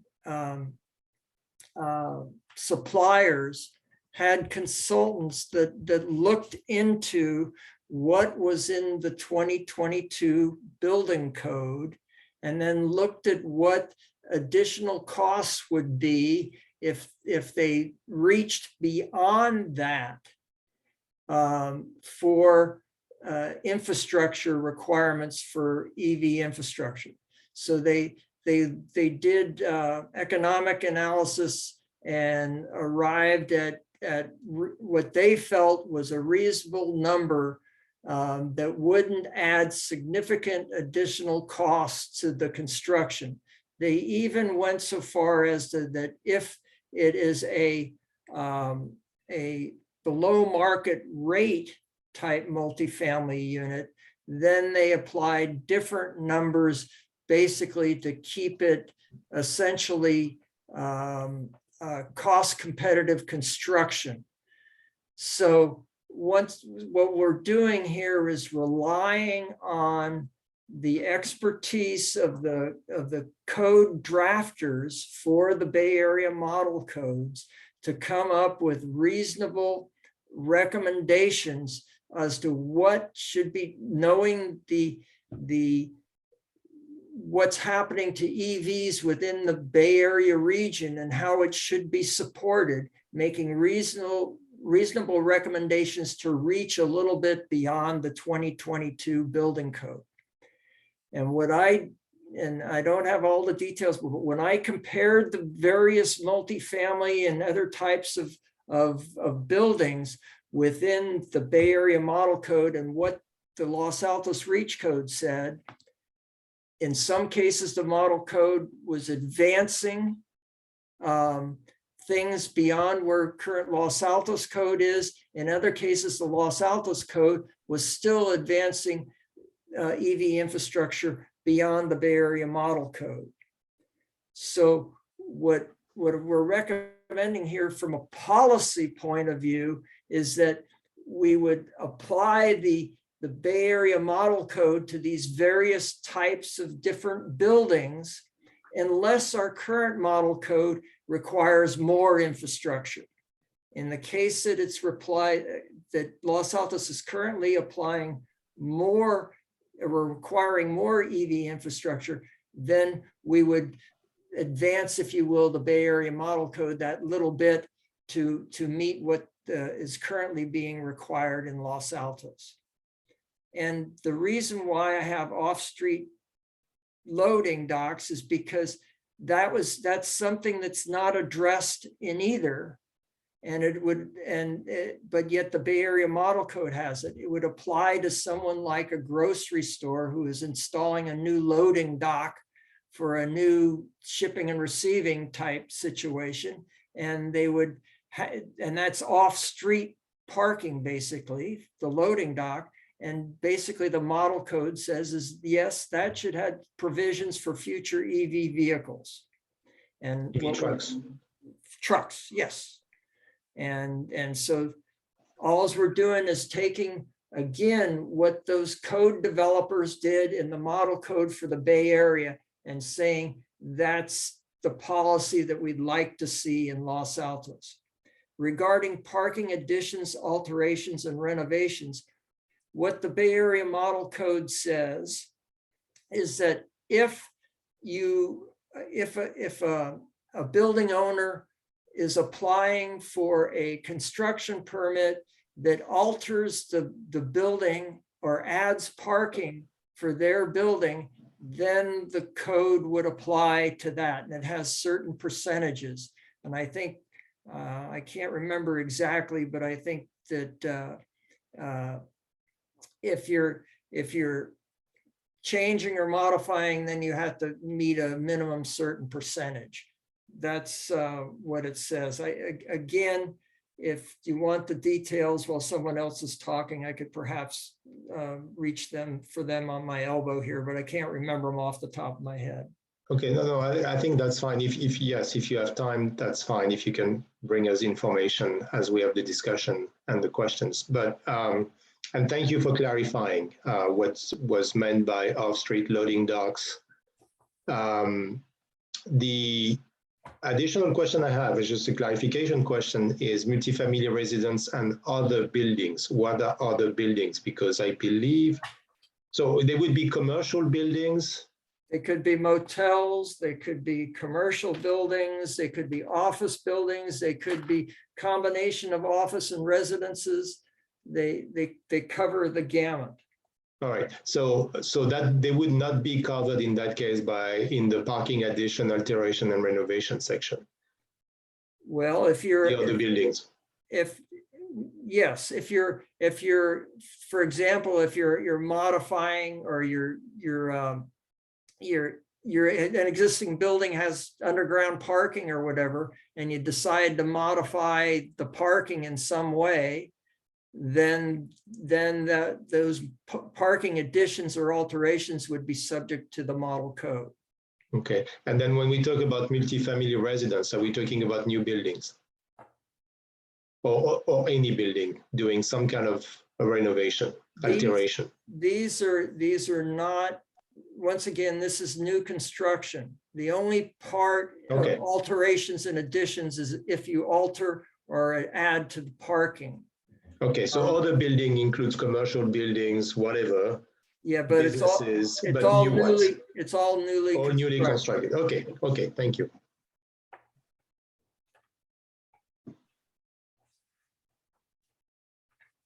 Any other questions?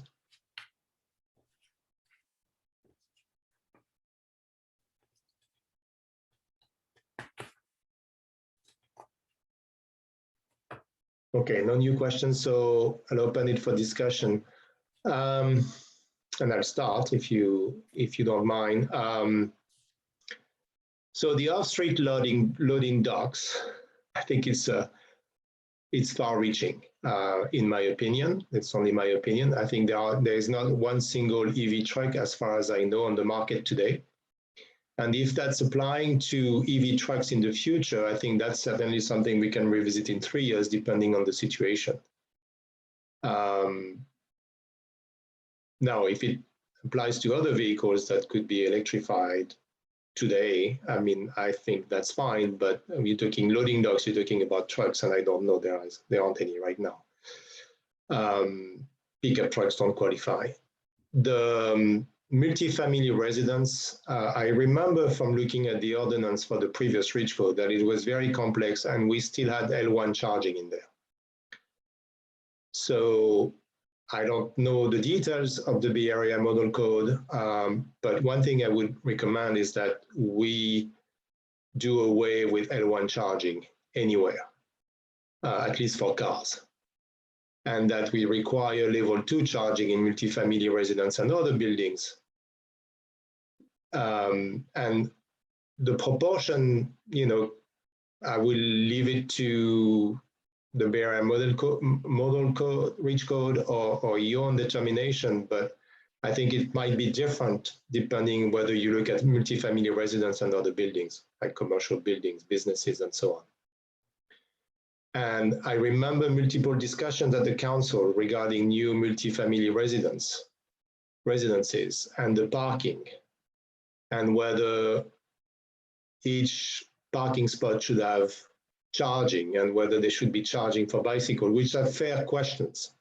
And I think we need to be very clear about that. My personal recommendation would be to have one level 2 charging for every single unit in that multifamily residence, whether it's 1 parking or 2 parking spots. And if it's more than 2 parking spots, which is very unlikely, for one particular unit, then it should be like for single family homes, 2 level 2 charging for 3 or more in that case. So in other words, level 2 charging only and 1 level 2 charging minimum per unit. Now for other buildings, it should be different. I think the proportion should be clearly different. And I don't know what the right percentage is, and I'm assuming the Bay Area model, Rich Codes have done their own homework to come up with the right percentage at this time. And same for parking addition, alteration, and renovation. I think it should be very similar in terms of what kind of percentage you apply. But once again, I would suggest that we do away with level 1 charging anywhere, because it's completely irrelevant today for charging a car. And the minimum is level 2 charging. And actually there should be minimums around what type of level 2 charging in terms of how many kilowatt hours you can have at your charger. Okay. If you want to get down into specifics, for example, the proposed model zoning code for multifamily is 40% of the parking spaces provided to have L2 EV ready with load management systems are available, and 60% of them are it is changed. 60% are level 1. And again, I have to, maybe my table here might be out of date. This was from back in May, and so maybe this table's changed. And whereas Los Altos had, that was the flat percentage, 40-60. Whereas Los Altos said if it's 20 units or fewer, everybody has to have them. And then it goes to a percentage, but not less than 20 as you get multifamily residences. It goes to when you get above 20 units in the building, you have to have at least 20 units, but then it's a percentage above that, but not less than 20. You follow what I mean? And that's what's in the, the way the Los Altos currently reads is 25% of the units, but it wouldn't be less than 21 in this case, when you round up, and 75% of the units would be level 1. Now, they also add in the new code what's called a low power level 2. And again, all of this is done so that the cost of the infrastructure is reasonable for the building based upon the model and analysis that the model ordinance preparers did. And so to try and go and say, no level 1, I think you're throwing out the work that went into to provide cost-effective alternatives in the model code. Well, I mean, I understand that a lot of work was put together into the Bay Area model, but we need to try to make a reasonable, not decision in that case, but I think we need to have that discussion about what makes sense and what doesn't. My personal feeling, and from experience, I'm not speaking from things I've read or other, but if you have an electric car, a level 1 charger in your house is useless, right? It's gonna charge the maximum of 1.2 kilowatt per hour, which basically is gonna add in one night 12 kilowatts on a battery that right now in average is about 80 kilowatts in an electric car. And actually the new ones that are coming out have more than 80 kilowatts. So level 1 charging, other than charging bikes for cars, is useless. So I don't think we should require to have level 1 charging. That's, again, my personal opinion. And I think less than level 2 charging and less than 7.5 kilowatt level 2 charging is not very useful, because again, you're not going to charge much of your car at night unless you have an outlet or a charger that delivers enough kilowatt per hour so that at the end of in the morning when you pick up your car is fully loaded, or at least 80% loaded. So I think there's a lot of considerations into these, the numbers they came up with. While I have the same reaction to level 1 charging, in a lot of ways that you do, it's a balancing act of getting access, at least some access to charging, particularly for different income levels, and to do it in a way that is cost effective, as Don has pointed out, that doesn't discourage housing development. So that's another issue that comes into play. We don't want to get to a situation where you're discouraging especially affordable housing development. And then there's the load issue, right? When you're talking about, when you start to get into larger buildings, if you're getting level 2 for every single, 1 or 2 level 2 for every single unit, you're talking about huge loads. And yes, they can load share. But basically what that does is, if everybody's plugged in at once, you're all getting, a lot less charge coming to your specific vehicle. So it starts to get complex in terms of the many different considerations that you need to have in terms of how much charging and how to provide that charging in a cost-effective, energy load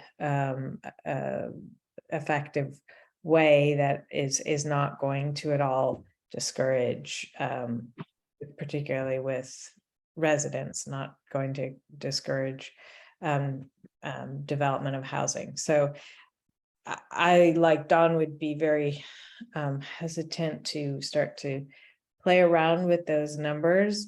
I too would like to see us pretty quickly get away from level 1. And we did that. I mean, that was one change we made in Los Altos compared to, I think, almost everybody else. We got rid of level 1 for the second parking spot in single family. I don't think we're there yet, and to be able to do that with multifamily. And if you consider that there are a lot of multifamily units that have no access to charging, adding a level 1 where they can get, the 30 miles that they need to go to and from work is better than nothing, which is the argument. Yeah, and again, I think the question is cost effectiveness. And when I look at it, of course, we have an EV and a hybrid, and we'd much prefer to charge the EV on a level 2 with 40 amps, but I would take 20 amps if it's less cost effective. And even our level 1 chargers still make sense to charge our kids who go to school and back. They don't need any more than 20 miles a night. They need a lot less than that, and they can run on all electricity. And even, quite honestly, most of my driving only needs 20 miles a night, which you can get on about on a level 1 for my more significant. So anyhow, I wouldn't totally discount level 1, especially when it comes to cost effectiveness and the average person's driving, and especially in a multifamily situation where a lot of people simply do not need that amount of miles per night that a level 2 can provide.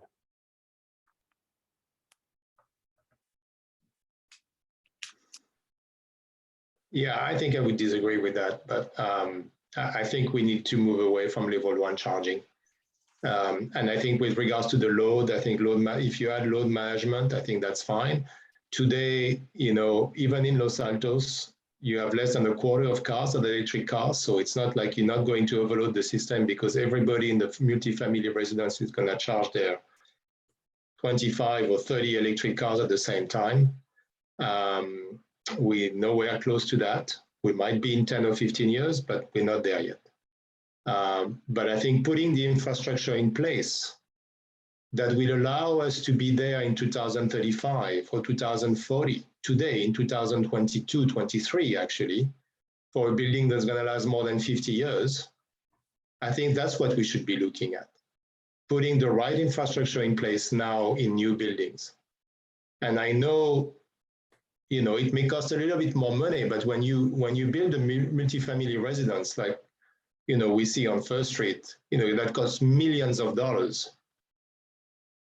I mean, I don't think adding one level 2 charger per unit is going to really change the way developers are going to look at that. Because you can actually add level 2 charging, an NEMA 50 or an NEMA 40 for about $350 a piece. So we're not talking about millions, we're talking about a few thousands, maybe whatever. I mean, but I think we should really think about it this way. I think we should not think about it as of today. We should think about it, are we preparing the future today when we're building multifamily residences or single family homes?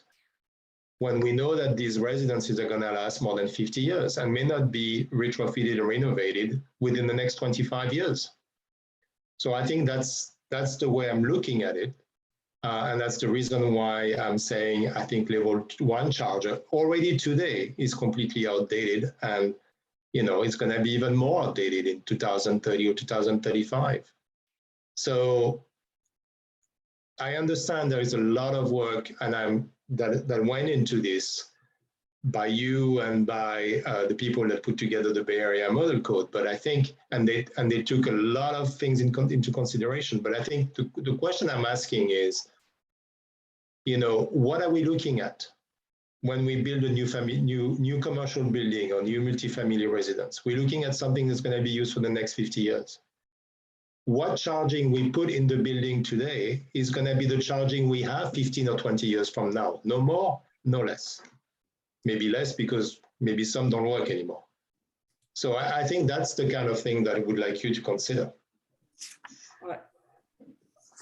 I guess I am very concerned that putting in those requirements, well, a couple of things. First, I agree with you. Level 2 charging is extremely desirable. I have a neighbor that has an electric car that charges on just a plug and does very nicely fine. And I think most hybrids that have a combination of charging and gas backup will work very fine with a level 1 charging, where they get 40 or 50 miles or whatever it is on electric charge, and then they switch over to gas. My concern has to do with the cost effectiveness that could put if we reach beyond the model code, I don't believe that our subcommittee nor the Environmental Commission has the capacity or the ability to analyze the cost effectiveness. And what I get to is when you have a larger building, then the cost of the electrical service to that building to provide that type of situation when you're doing the design becomes a significant factor when you start changing major services to the building and transformer sizes and things like that. It's no longer, just like adding a 250 charger to your home. It becomes very expensive on an industrial basis. And I think we would be moving on very thin ice to impose something that has not been analyzed. And that's why relying on the Bay Area Model Code, I believe, is the right approach. So this is Director Zorns. I'm going to just chime in just to kind of help organize you. The city staff as well as city attorneys will not be able to support a recommendation made by the commission that does not have a substantive cost-effective study that has been prepared and vetted out in regards to this particular recommendation. I will backtrack and just cover just a couple things just so that you guys understand.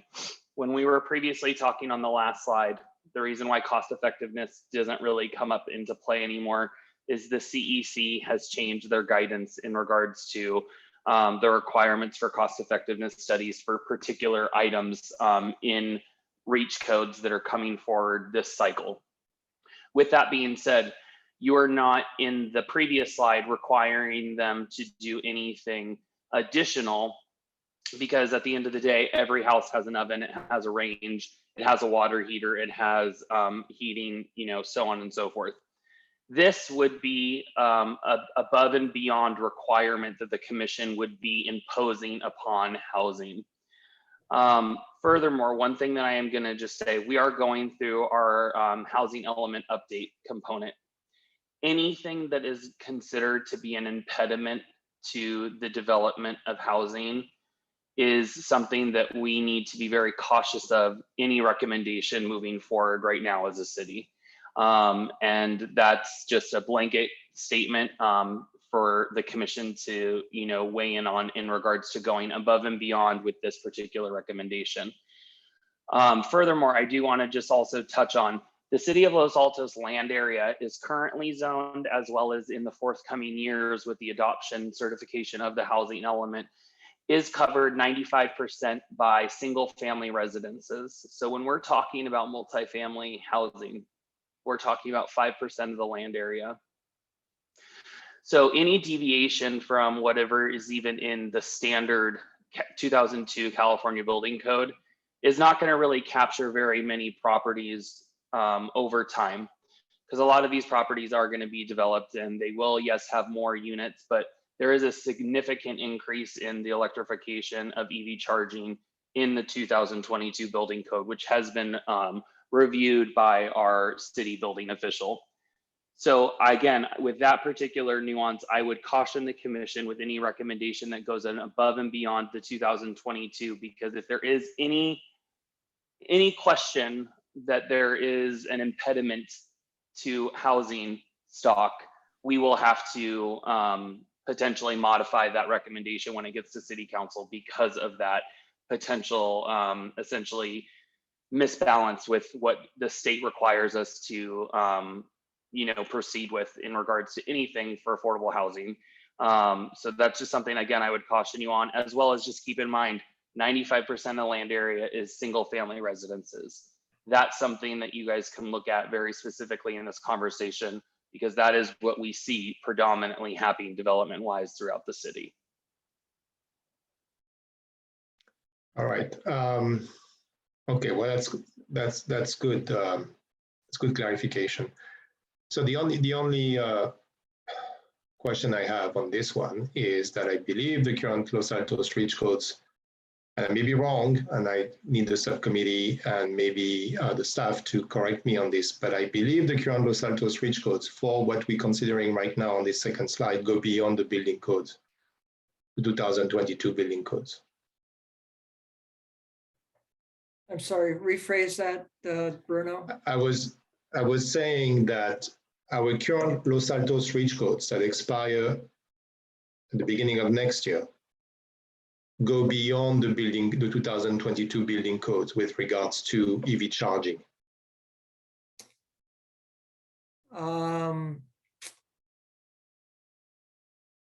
In most, our chief building official has her hand up, who has pretty intricate knowledge of the way the code has been applied currently and will be applied in the future with the 2022. I think we should hear from her. Yeah, thank you. The 2022 California Green Building Code has removed level 1 definition and only requires level 2 EV capable. So it is stricter than what our current reach codes are. So that's the 2022 California Green Building Code that will go into effect January 1, 2023.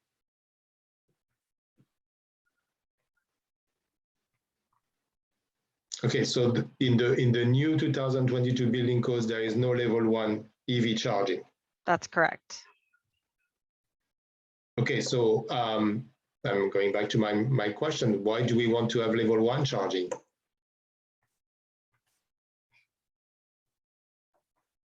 Well, isn't it a question also of what percent? Are we talking multifamily, or are we only talking single family?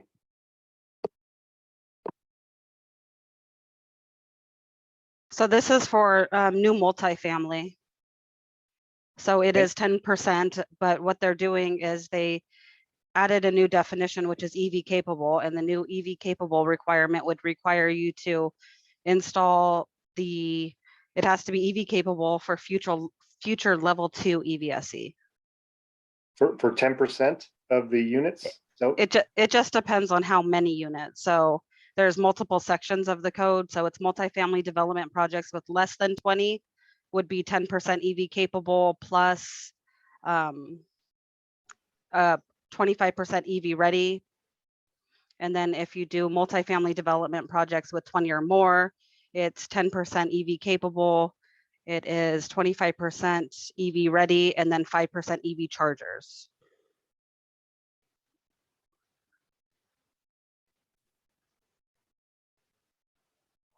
Okay.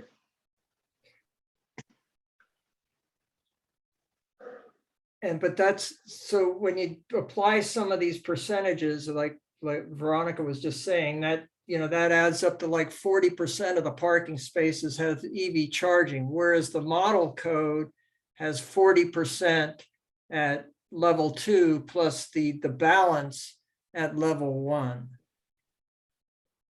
So there's differences between the 2022 building code and the Bay Area REACH code. And then they don't make there is no difference between different size of buildings in the Bay Area model code. Less than 20 units, more than 20 units. Maybe Veronica can help me there as well, but there's percentages, and then there may be,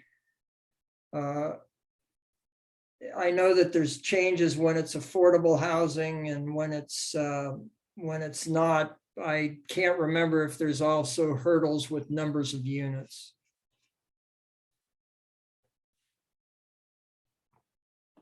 So the Bay Area Model Code introduced level 1, but it introduced it in addition to beyond the number that are required in by the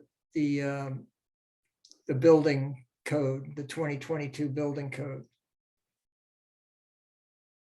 So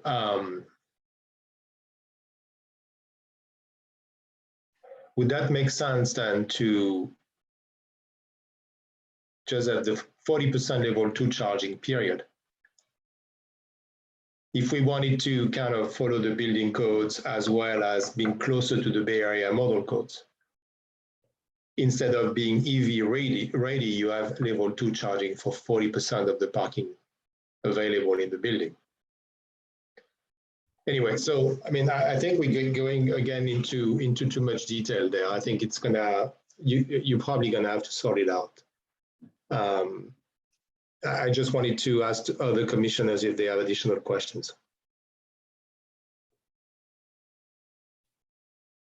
Or questions, or now discussion or comments.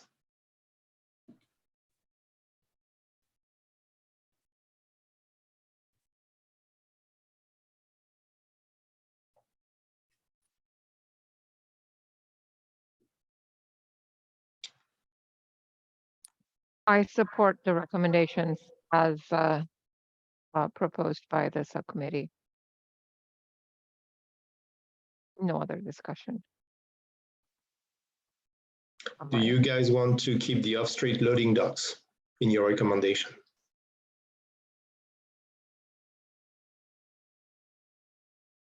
Yeah, there are some light duty trucks that are available for that are electric, and I do think it's important to have that infrastructure Okay. in place. Likelihood is, are we going to have that type of building or construction in Los Altos in the next 3 years? Probably not, but Fair enough. Yeah, the model code covers all types of buildings, you know, like motels and other things, and as Nick said, the likelihood of those coming up, you know, we have some multi-family projects, but 95% is a single family residences. Yeah, but at the same time, we're gonna add 2,000 units between now and 2030. So 2,000 units out of 11,000 units in Los Altos right now, it's not insignificant. That's why it's worth spending a little bit of time on this. Anyway, so, okay, so can I'm going to make a motion to follow the recommendation of the subcommittee with regards to electric vehicle infrastructure. Is there anybody that second would it. like to second the motion? I second it. Manu? Vice Chair Heck, Yes. Commissioner Liu, Yes. Commissioner Texler, Yes. Commissioner Van Rees, Yes. Commissioner Whedon. Yes. Motion passes. Thank you. Last one.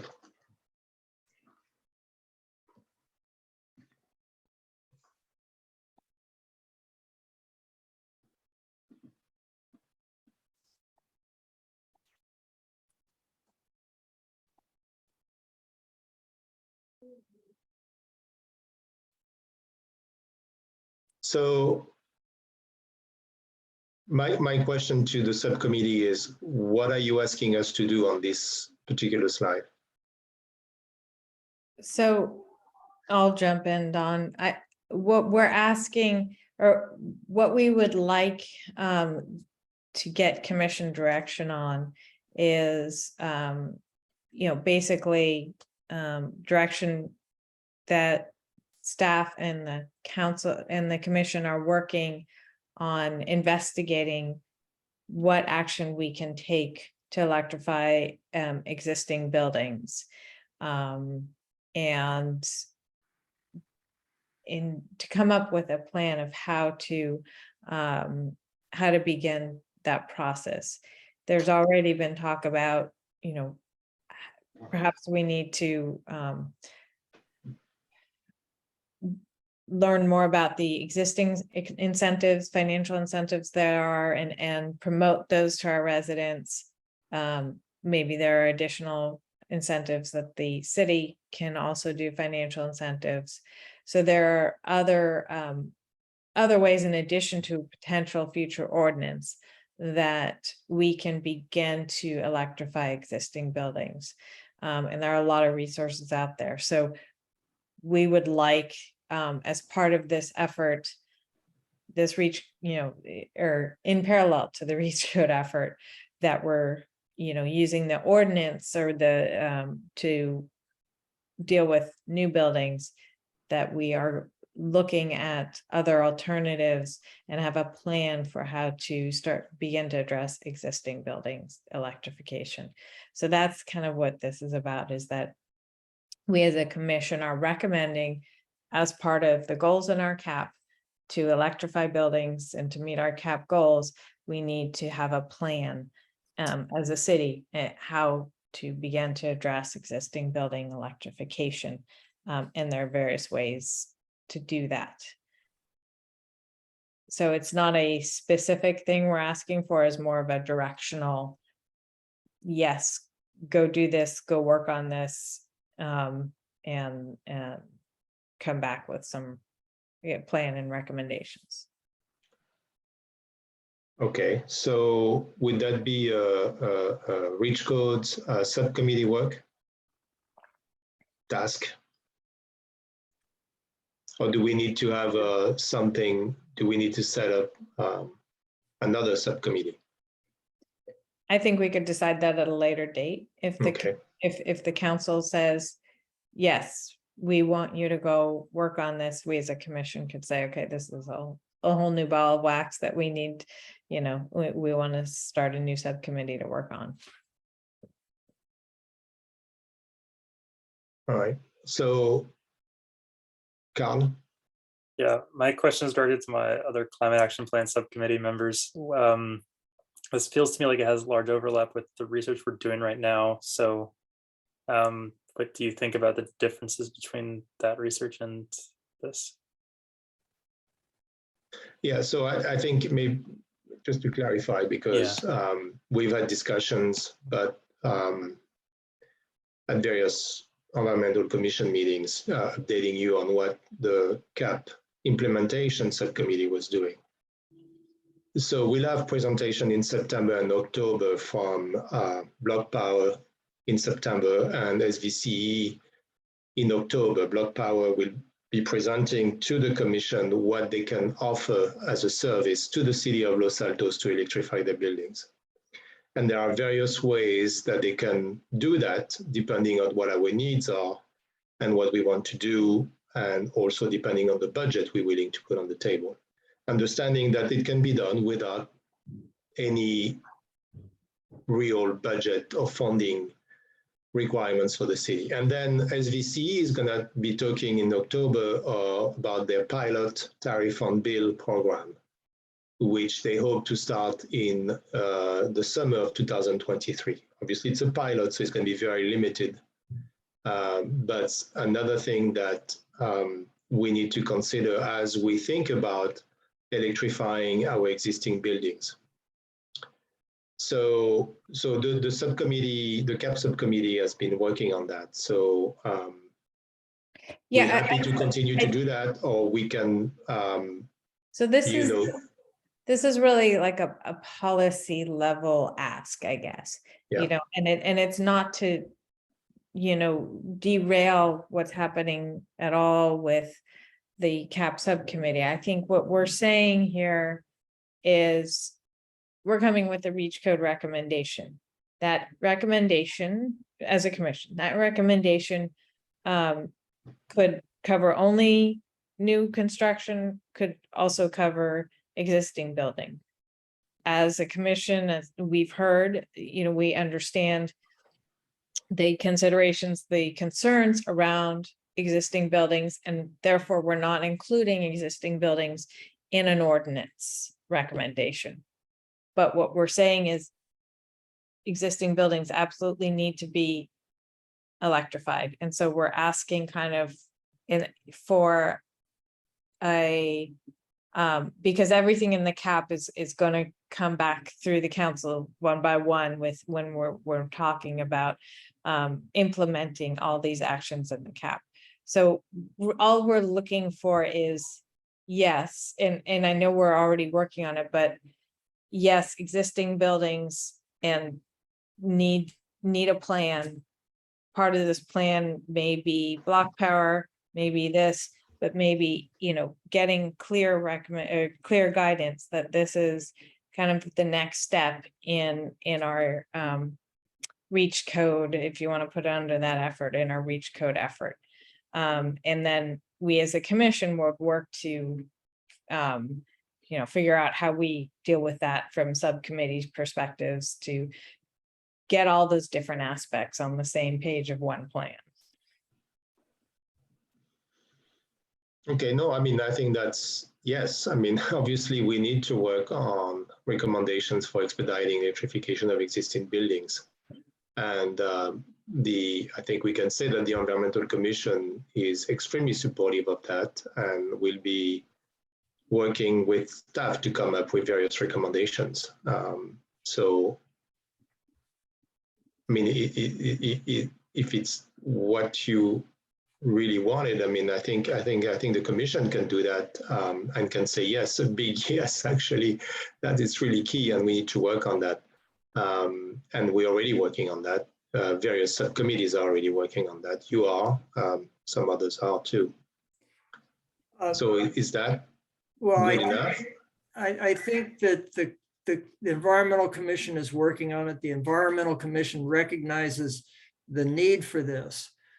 What we want to also do is get the council to recognize the need for this, encourage the Environmental Commission's work, and it's a way of getting the notice out to the larger population that this is important. You know, we're not going to get there with decarbonization, or we're not going to get there with reducing our greenhouse gas emissions without this action. We all know that as a subcommittee. I believe most of the council knows that. It'd be good for the council to make an expression so that the public begins to understand this issue. Okay. So I still not clear what we're supposed to do. I'm sorry. But But I think, yes, I mean, obviously we have a cap that was approved by the council. In the cap, there are clear objectives and clear goals with regards to electrifying existing buildings. The commission is obviously behind the cap and was already working on ways to do that. So, yeah, I And mean, we'll go to the council with recommendation as, you know, we're exploring various options. We'll be exploring various options. And I think we'll have recommendation to the council before June 2024. I'm hoping that by next year, we can have recommendations to the council with regards to what to do with the existing building. And it can be several actions, not just one single one.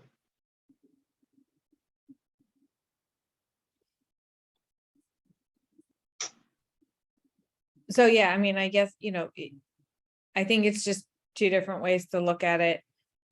It would just be, you know, I guess from our standpoint, a clear direction on this action. If the cap subcommittee feels like that direction's already been given by council, and that when, you know, we come forward and say we're recommending a contract with Block Power, they're not, you know, the council says, oh yeah, we knew you were working on this and that's all good. Then maybe we don't, maybe it's not necessary. It just, my understanding when the cap was adopted was that every time we start working on a particular action, right, that we need to be sure that the council is clear and on board with that particular aspect of whatever action we're working on, and is expecting a recommendation from the commission on that. Again, it could be not necessary. It was just, you know, I guess we felt as a subcommittee that it was useful to recognize that although we are not addressing existing buildings in this current recommendation on reach codes, that we do recommend that the city has a clear plan and path forward to electrify existing buildings, and that's a clear direction to staff, to the commission to be working on that.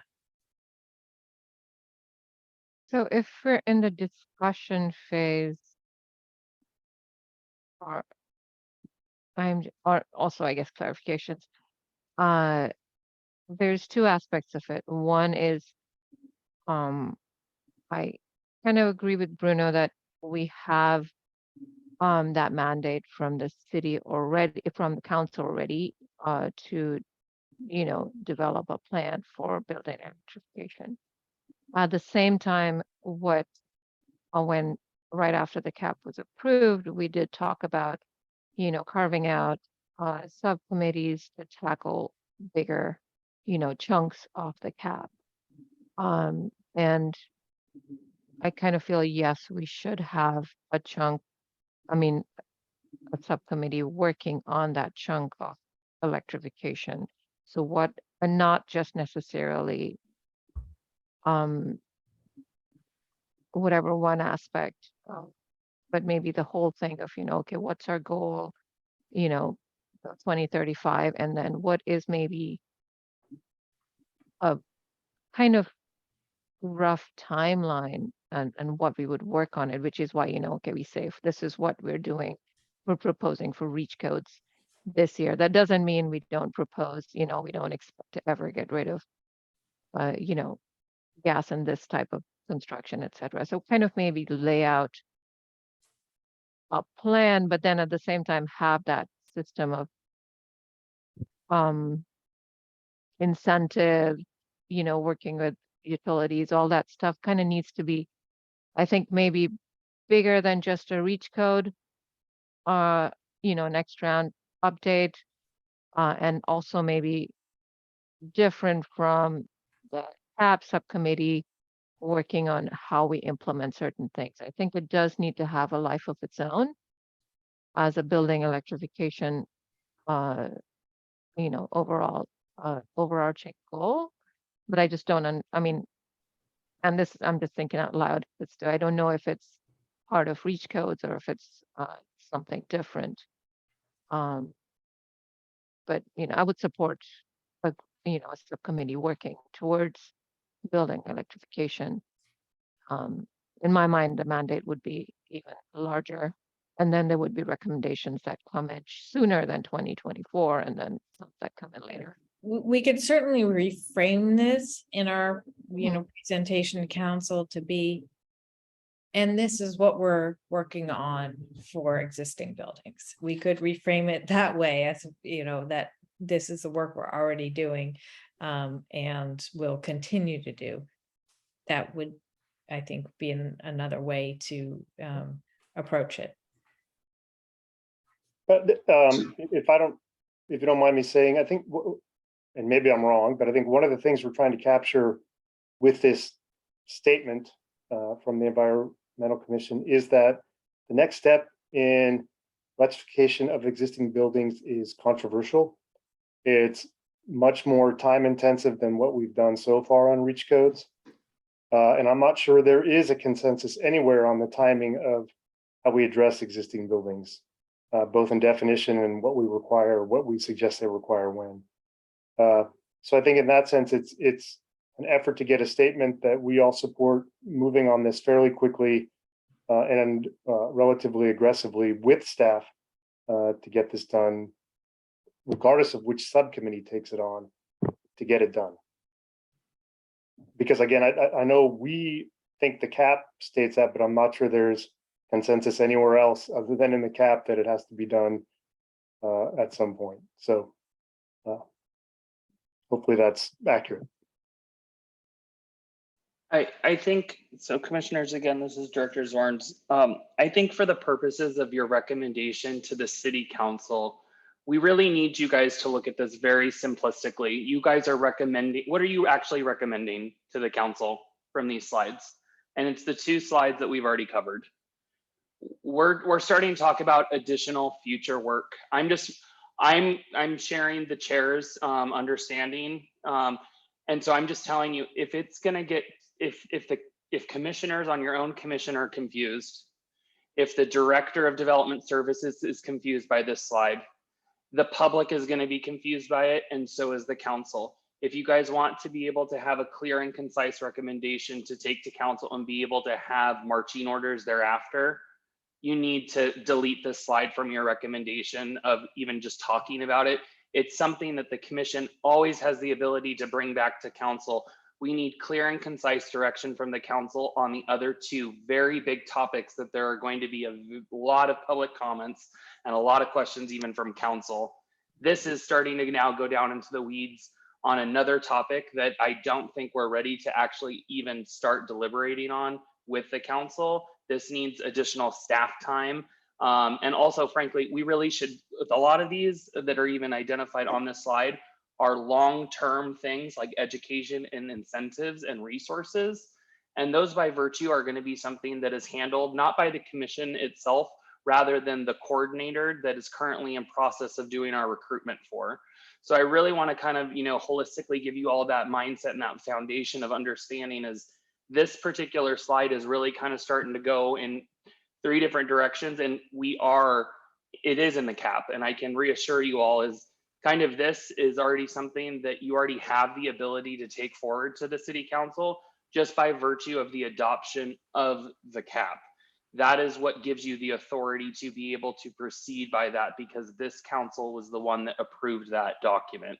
So moving forward, you'll be able to extract the things that are in there as policy directives on what you need to work in and provide your recommendation formally thereafter. This is something that I think is forthcoming after we get these first 2 recommendations forward. And Director Feldman here, I agree with what Director Zorns mentioned there. And Chair Delanu, if we get to the Environmental Commission work plan, then we can talk about, in more detail about the prioritization, because some of the items will be priority 1, 2, and 3 for the commission. Then staff will review the prioritization, and with the resources that we'll have will determine, when each of those items will be completed. But some of the items that are a priority to the commission, those are long-term or short-term, they all vary. So when we get there, we can get into more detail. I do agree with Director Zorn's statements. Thank you. Thank you. Okay, so we're good, so we can move on. There you go. All right, so so I think we're closing that discussion unless there are any other questions or comments. Do we need a motion on this? Just I because don't it's, think we need any motion on this. are we good? I think, Okay. yeah, I think we're good. So, but I mean, it's just to clarify one last time, because the cap was approved by the council in March, it gives us the mandate to explore the actions that are in the cap and go back to the council with recommendations and work with staff with on recommendations to electrify building, to electrify transportation, et cetera, et cetera. So I think we don't need a resolution, we don't need a statement, we just need to come back with a plan to the council for every single step that's in the cap. That's my understanding following discussions I've had with multiple people at the staff level. All right, next action item on the agenda is the GPLB ban. And I think Laura, you will give us some background information on this. Oh, no, sorry. Hold on 1 second. We have the town crier editorial for the draft that was put together by the subcommittee to go to be published in the town crier with regards to the reach codes.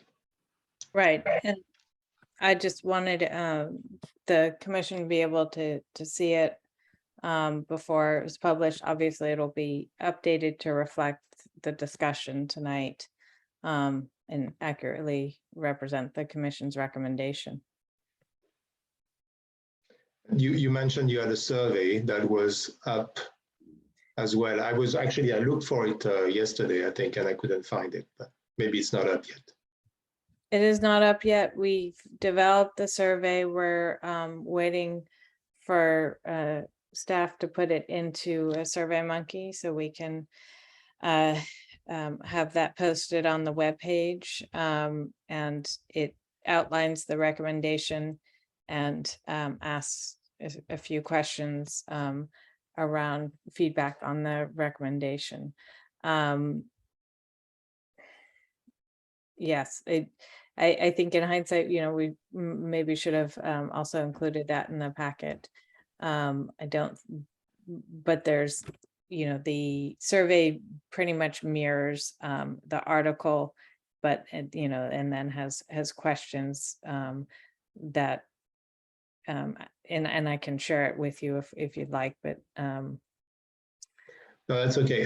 When do you expect the survey to be live? Oh no. I've sent it over again to be put into a SurveyMonkey. I've not gotten any response as to when that will be ready. I will follow up with staff tomorrow and we'll let you know. Thank you. Thank you. Laura, perhaps we have to review the language on that to make sure it fully meets the recommendations that were as modified by the total commission tonight this evening. Right. Yes. Carl, you wanted to have make a comment or have a question? Comments and questions. I'll start with the survey. So I would strongly suggest against using SurveyMonkey if possible because they collect IP addresses, and I know at least personally I don't feel that that's right. But question about in terms of having a survey, I thought several months ago there was discussion that the city was going to try to figure out a more fair system, and in my estimation that would mean something of having a balanced demographic system of sending out a survey so that you're getting a representative sample of the city. But it sounds like we're not taking that approach anymore. What changed, or what happened there? So if we wanted to do a Gabi, like a randomized survey, that's a long, expensive project. We wouldn't get results from that really in time to inform anything. And, this is a commission-led project, so the ability to use some other kind, we could put it into a Google form. I don't know if that's at all better than a Survey Monkey, but we're using the tool available to us that would be able to, provide us summary data in a relatively easy manner. So we went with Survey Monkey. Okay, but the point is circumventing this not being able to put it on the city site. That was the thing from a few months ago. It will be posted on the commission website. It is a commission-led survey. Okay. The thing with city staff isn't using surveys. Right. But as a commission, we can do it. Okay, understood. The next part is on a specific line in this letter. So if you wanted to pull it up, you could. Otherwise, I'll read the sentence in question. It says natural gas is mostly methane gas, a powerful greenhouse gas that is 20 times more potent than carbon dioxide, and which is exacerbating the climate crisis we are already experiencing. So my understanding is this is relating to global warming potential, which always needs to be framed in a time scale.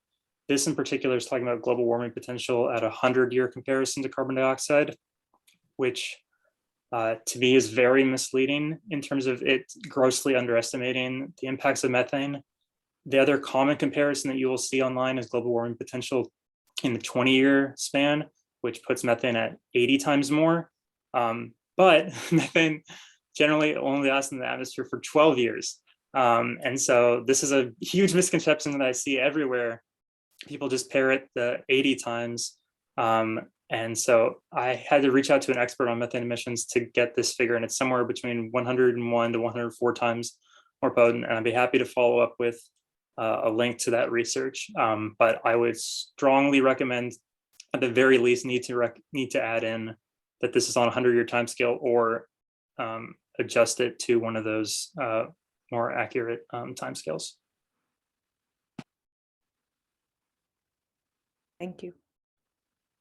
May I suggest on that one, since it gets confusing how we quantify that, to make it more general and say several times? I know that makes it sound not as bad. Or you could say several orders, or orders of magnitude greater than by a specific number, because then we're trying to be the experts on a subject that is not always agreed upon, and also the context, as I'll pointed out, may be different.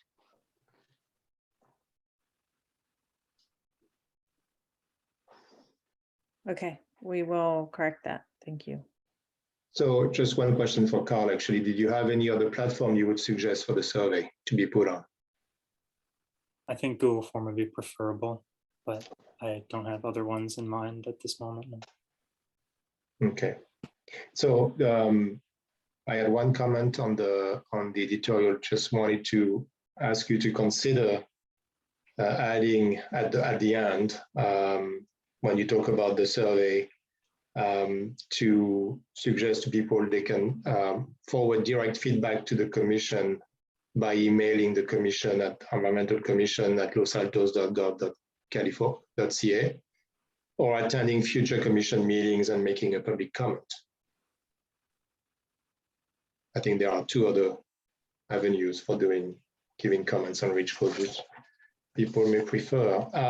But otherwise, I was fine. I think I agree with the comments made about methane. And that's it. And then making the corrections based on the discussions we've had today. But I think I would like to thank you for putting together the editorial. Actually, it's important that we have that kind of communication directly with residents. And I think the town crier is a good way of doing it. All right, thank you very much. Yeah. Rashina? I just have some other minor edits, or reordering of the bullet points in this editorial. Is it okay if I just email it to Ida, or? Can you email, I think actually, can you send Or it? to Ranu to forward to you? Yeah, why don't you send it to Renu? Okay. And let me extend that to all the commission members. If you have specific comments that you want to make on that draft editorial, please forward your comments to Ranu directly. And please give us a deadline. Yesterday? Yeah, so it can't go, tomorrow would be great, by Wednesday for sure. You could give us a deadline of tomorrow. All right, thank you very much. Any other comments, questions? We good on the reach codes? Okay. All right, so gas leaf blower ban. So hopefully everybody had a chance to read the information that was included in the packet, which is basically to say that there's a group of residents and I've been prayerfully involved, who've been working for several years to promote the enforcement of the gas power leaf blower ban, which we've had for a very long time in the city, and have, tried different outreach efforts and have worked in the past with the code enforcement officer. And in their research have found that other municipalities have shown that the most effective way to have enforcement of the ban is to have the homeowner also responsible if a blower is used on their property. Currently, the code enforcement is only looking to talk with the user of the leaf blower, which is of course usually a gardener. So to enable, this group was hoping to have the council encourage to also include the homeowner in the notification and basically in the fines for using a gas powered leaf blower. So there is we don't have to have this particular statement, but there is a proposed statement basically for the commission to support this kind of enforcement of our longstanding ban.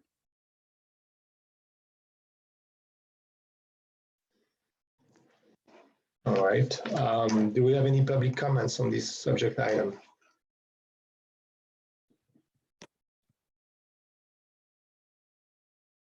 No? Okay. So I'll open it for discussion and questions.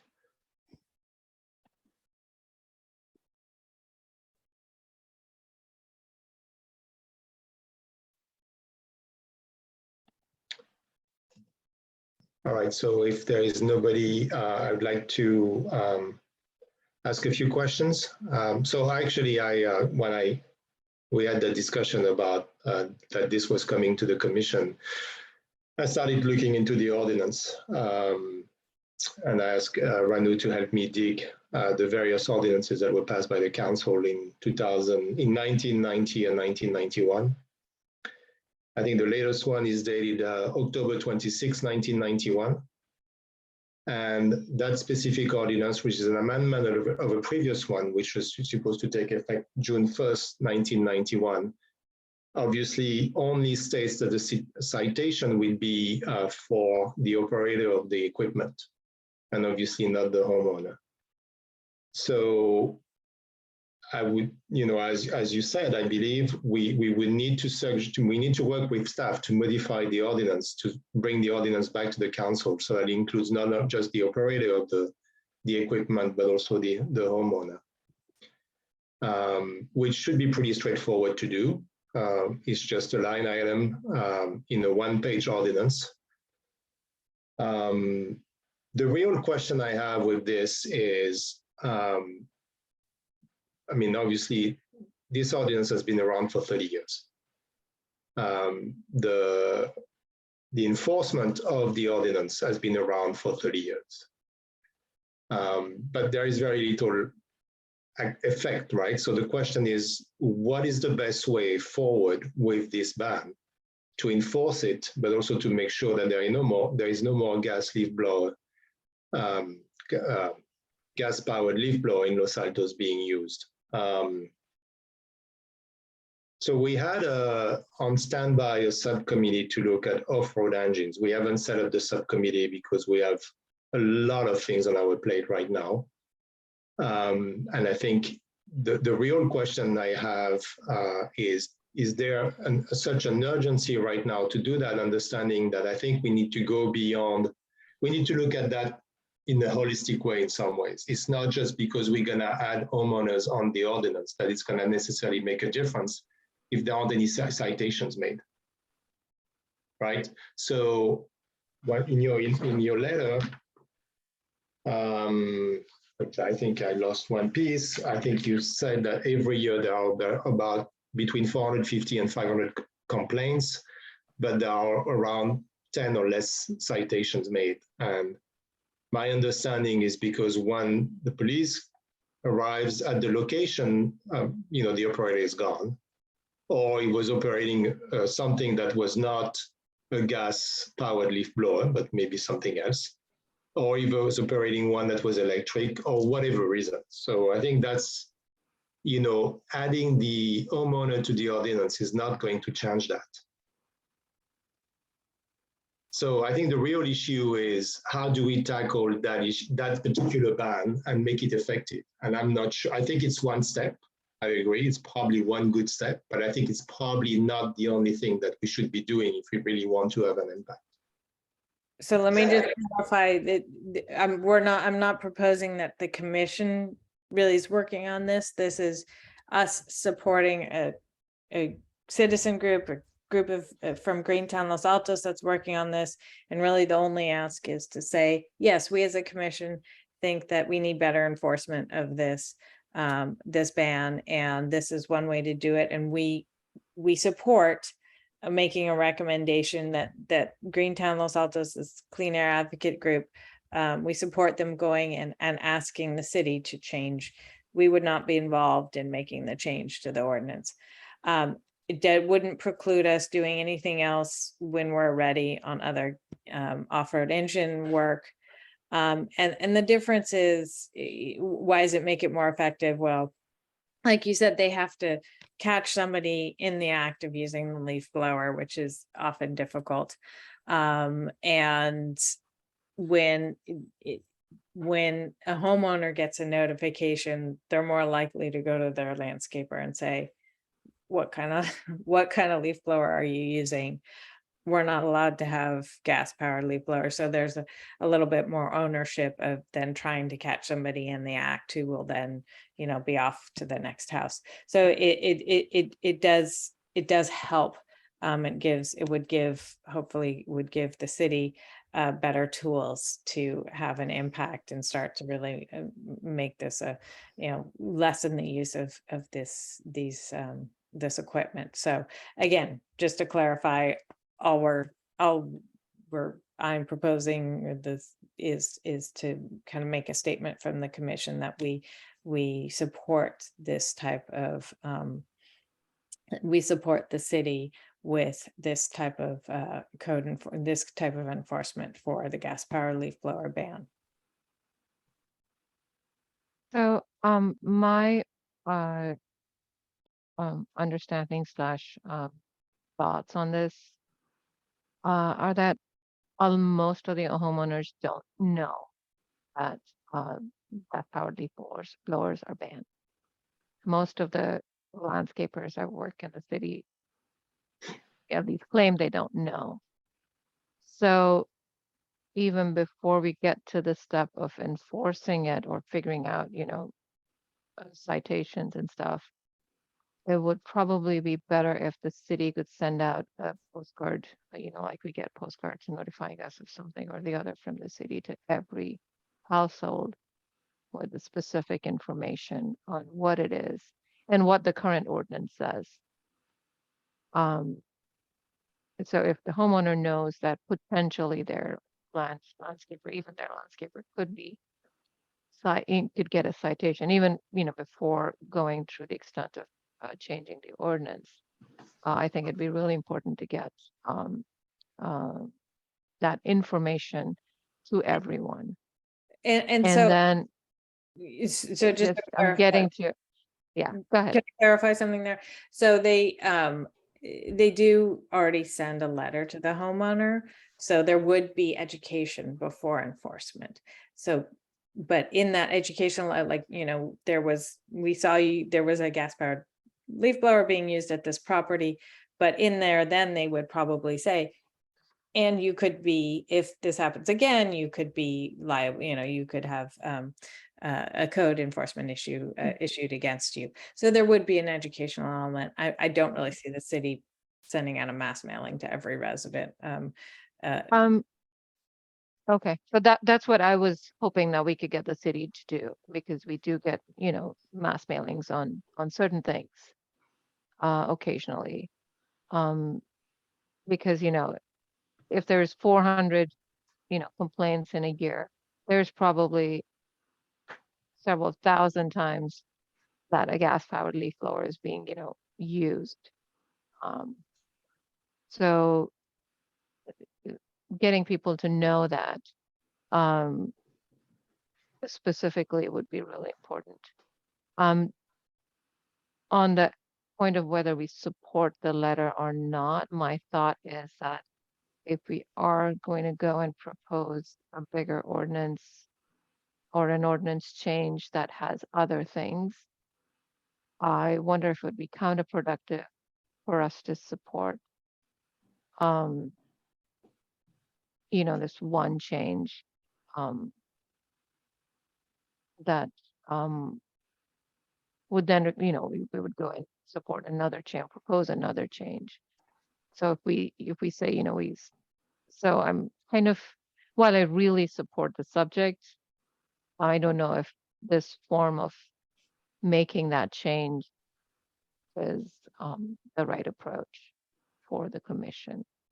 Those are just my thoughts, and I'm still processing what I feel about this. So just so the commission is informed, is last year, Governor Newsom did sign into law that the state will be enacting a landscaping tool ban for any gas powered instruments. So lawnmowers and leaf blowers. That is to go into effect no later than January 1 of 2024. So that was enacted in October of last year, or signed into law rather. So inevitably, that's for excuse me? That's for new equipment. Correct. So there is going to be, essentially, that's how stuff ends up happening. And so one of the ways that where I was going to segue is for, yes, you are correct in regards to the sale of new equipment. However, one of the things that you guys mentioned, and you're looking at it very specific to the improvements to the actual structure of home. However, a lot of jurisdictions, one of the jurisdictions I've actually come from, we actually did a gas power leaf blower rebate program in the jurisdiction. The funding for CAPS implementation are very low, generally in all jurisdictions. And so with that low threshold, you were able to have a $200, incentive essentially as a part of a rebate program to be able to help offset the cost of landscapers and even private homeowners that are replacing that equipment. So that's something that the commission could start looking at, in the next coming months and year, to be able to start essentially effectively providing additional resources for the community to be able to sooner hit the streets versus waiting until subsequent years of burnout after 2024 takes effect. Okay, so Yeah, so just to add a small comment on that one. My observation is that even when they have an electric leaf blower, they go to use the gas powered one because they claim that it's more efficient, as well as, the electric one, no matter how many batteries packs you have, it might run out. It runs out after, they're doing a few homes. So without that push for people to know that it is, really know that it is banned, and they could get cited even before they do get cited, is what may, change that. Of course, 2024 comes along, and then hopefully, well, even then, as Laura mentioned, it's for new appliances. So yeah, it's a tough one. So we already late. I mean, it's already past 10 o'clock. I just want to go through the work plan and prioritize it. So I don't want to have too much of a discussion around this. I think in general, what I'm hearing from the commission is that, we're not necessarily comfortable with the letter. Yeah, correct me if I'm wrong. Yeah, and I think it's a little bit too early for us to look at that in details. And I think the consensus is more like we need to look at this not just from the enforcement side, but revisit completely the education side, the informational side. I think, in general, we support anything that can move us towards a real enforcement of the ban, but I think we need to look at this more broadly, I think, not just at the enforcement piece. And I know that Greentown and you, Laura, and some others on the commission at some point actually have looked at that and looked at ways of doing more education and so on. And it hasn't been successful or hasn't, been considered fully. So I'm not sure what position we can take today unless someone has a great idea. I see Carl hands raised, and Don is also ready to talk, I think. That's some great idea, but I do support the letter. In terms of ordinance work, I don't know what much more we can do. There is a ton of other stuff to do, and that's super important. But I do think this is a very important tool to have in terms of actually giving people the reality that the reporting will actually do something. I think people don't want to waste city resources. Again, like you said, if they come to the house late and they're not there. So I do think it's a very important measure to support. I think that's what's happening right now, is that you show up at the location and there's nothing. And it's the enforcement piece is not an easy one. Yeah, I would just second what Carl said. I would support the letter. I think waiting any longer to do something simple like this is not a good use of time. So we should just do something simple and support the letter. And I think it would be effective, or more effective than what we're doing right now. I'll offer a suggestion on the simple side. I agree with some of what Bruno has said and Rashina said. I also see the viewpoints of Tom and Carl. What I could suggest is the education piece, that perhaps something as simple, and it's not going to solve the problem, but getting the word out more widely to homeowners, maybe a short blurb in the city manager's weekly update sooner rather than later is something that we can do in the immediate term anyway, while we struggle with the broader issues. So I think what's going to probably happen, just to be clear, I think the Greentown group is going to go ahead and present to council that they would suggest that this this enforcement be changed to include the homeowner. And I think it would be helpful for them to have the support of the Environmental Commission in that action, and would guess that the council may say, well, what does the commission say if they don't have it? So again, this is a little bit of a separate track from our own efforts. So I'll just put that one last plug in for support of the statement. So let me suggest something and let me know if you're okay with it. I don't think we necessarily all ready, but maybe we are to support the statement that was offered. But perhaps we can make a very simple statement that we're supportive of any enforcement of the gas powered leaf blowers, including well, I don't know, potentially including the ordinance to add the homeowners, I guess. But I think, you know, the statement should be, I think the statement might be about we're in favor of, you know, exploring additional ways of enforcing this gas-powered leaf blower ban. Would that be good enough, Laura, or is that something that the commission would be comfortable with? I think that would be fine. Yeah, I agree. Would support that.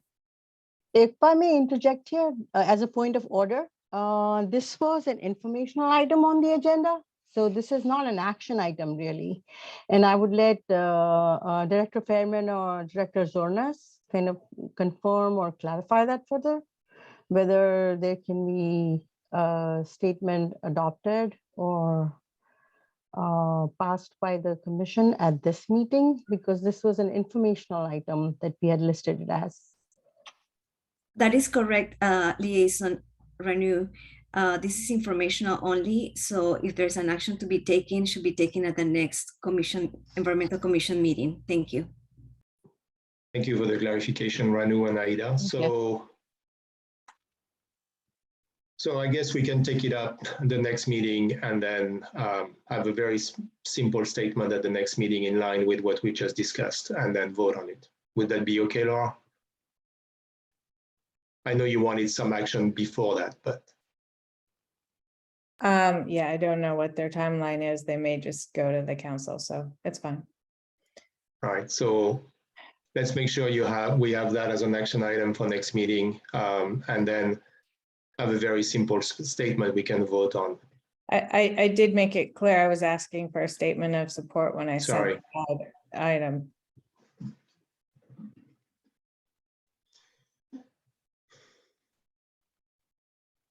All right, let's move on.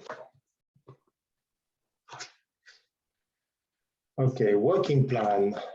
So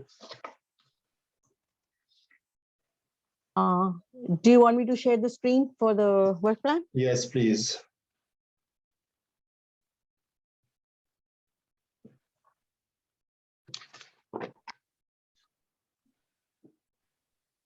All right, so there are two things I would like to do with the working plan. Number one is I would like to have the commission prioritize the working plan to help staff also prioritize their work, specifically with new staff coming on board. And then once that is done, I would like to have, if possible, a very, very brief update from each subcommittee on every single action in the plan, if there is any update that to be shared with the commission. So can we start thinking about prioritization? We have a long list of items on that working plan, and that's clearly, I just want to clarify, this is coming from staff. They want to have understanding of our clear priorities for at least for the rest of the year. So so what I'm suggesting is I'm going to start, and then I would say reach codes 2.0 is number one. Unless anyone has any objection.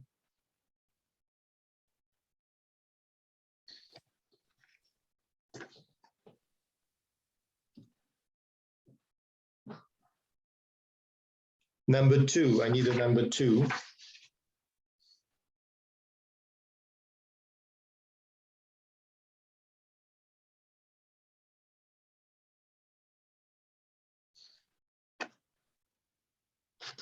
think implementation Like, of cap.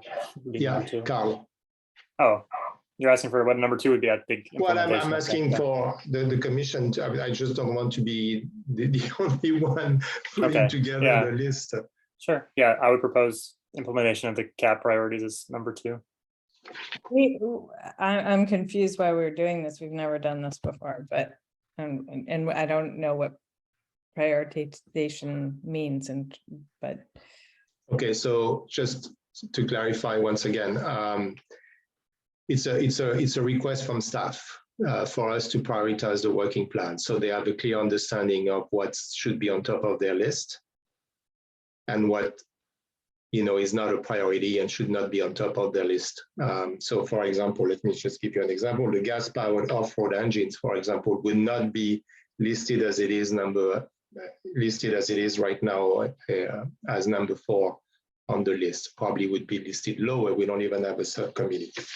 The single-use plastics is another one which is not active right now. We're waiting to have staffs on board to be able to restart work on the single-use plastics. So it probably wouldn't be in the top 3, and so on. So that's what we're trying to do right now. And it's a request, as I said, a request from staff is trying to help them, prioritize their own work. Chair Delanu, may I add Yes. a comment? Yes. Yes. So, yeah, staff met with the chair of the Environmental Commission, and basically, we need to get the priorities from Environmental Commission. Then staff would look at the resources, even when we have the sustainability coordinator in place, and fill those positions. We gotta be realistic of what can be accomplished within a period of time. So after I get all the priorities from the Environmental Commission, I will take a look internally, and then we'll come back to the commission with what can be accomplished within what period of time, and some of the items are long-term. Again, I do appreciate all the work that the Environmental Commission has done in this period of time when we didn't have a coordinator, but where this is a reset. The role of the commission is to provide recommendations to staff, and then staff takes the items and then does the work, and if consultants need to be retained for some of the analysis on the certain items, we'll do that. But that's where it's coming from. And just one comment, Bruno. It was brought to my attention that the tree protection ordinance was one of the council priorities. It's not in that list. So I suggest adding that to that list. And my understanding, it was like a high priority, just like the REACH codes in there. Thank you. Yeah, so Can I that's ask, under the, yeah. Quickly, so how often do we think we'll update the priorities? Is this going to be a monthly activity, or is this an annual activity? Because it seems to me that some of these cycle in and out pretty regularly. Something that's priority this month may not be a priority next month, if that makes sense. Let me obtain the priorities from the Environmental Commission. I'll take a look, and then I could answer your question better. It depends on the item. And then there's going to be some target dates for each of the items. And then we'll determine how frequently, it needs to get updated. Thank you. So may I suggest, instead of numbering them in order, we do kind of priority 1, 2, 3. That way, then we don't have, 3 things that take up, all of the priority, and then we don't have a bunch of things that are dropping off the radar. We have, a few things that we know are important this month, and then we can cycle them back and forth instead of having to reorder the list every time.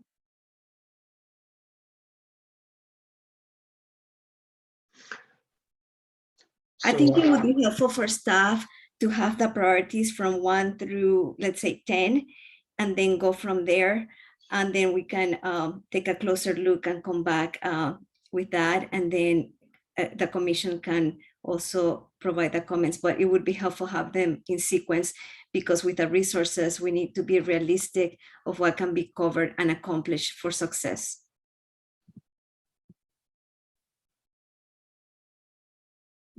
So I think, Tom, to answer your question, I think I see that as something that would be ad hoc. For example, once the rich codes are passed, our work is done, that comes off the work plan, and then the one that was number 2 becomes number 1, unless there is one that cropped up that's more important that needs to be number 1, and so on. So I would expect it not to be on a monthly basis, but probably at every commission meeting, we're taking a look at the work plan. So, but I would expect it to make any changes every 3 to 6 months, I would think. Yeah, that's a more realistic review of the work plan, Chair Delanu, because they'll have some target dates. And then once that item is completed, then it can be removed from the work plan. So it wouldn't be every month. It will be a longer term for review.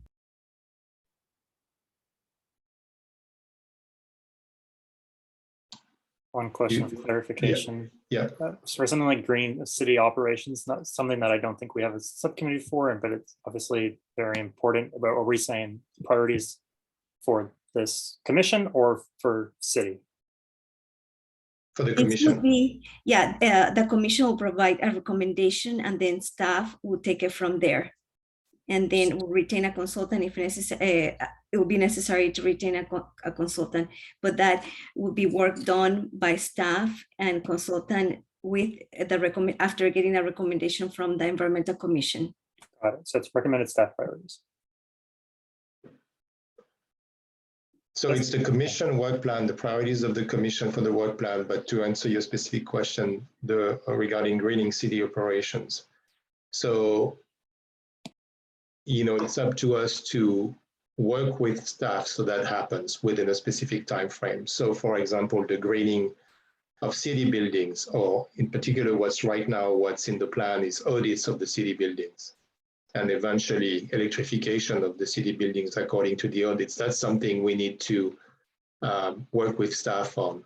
If we want to electrify the fleet by 2030, we need to work with staff to put something together, a plan together. So that actually needs to be added to the greening city operations. But obviously that will be a priority of this commission to work with staff on some of the specifics of these actions. Does it answer your question?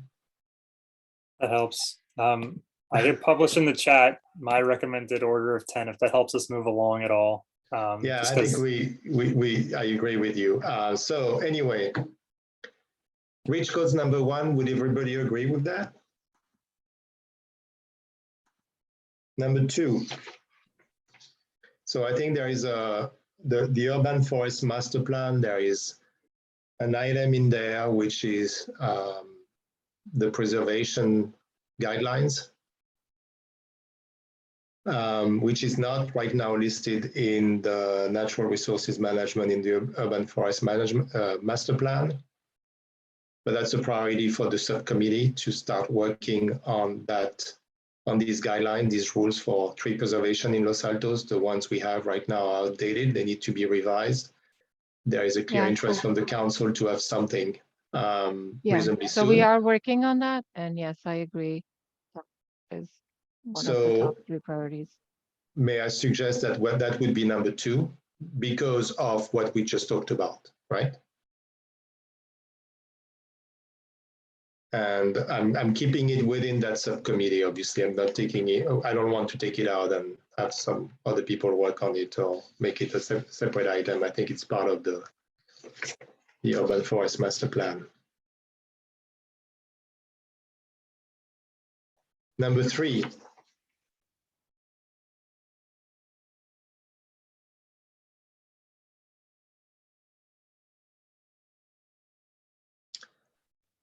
So can I offer, I'm between water conservation and specifically the M window as number 3 and greening of city operations. I'd like to interject a comment. I think, and I can't see the whole list, but we had one about a lot of these 2 things we have done. We've assigned some committees or subcommittees to work on some things like the EV fair and the urban forest management plan, and also the implementation of the CAP. it seems to me that the commission has already selected the ones in the work plan that are the highest priority by putting subcommittees and efforts forward on them already. And we deferred some in here because, you know, there's no subcommittee or active, and knowing that it had to wait for a sustainability coordinator. So haven't we already set the priorities of our action list? Yes, I would definitely agree with that, but I think if we have to put together a priority order, we should be ready to do it. And I agree that the ones you mentioned, where we have a subcommittee, should be on top of the list, with the exception probably of the single-use plastic one.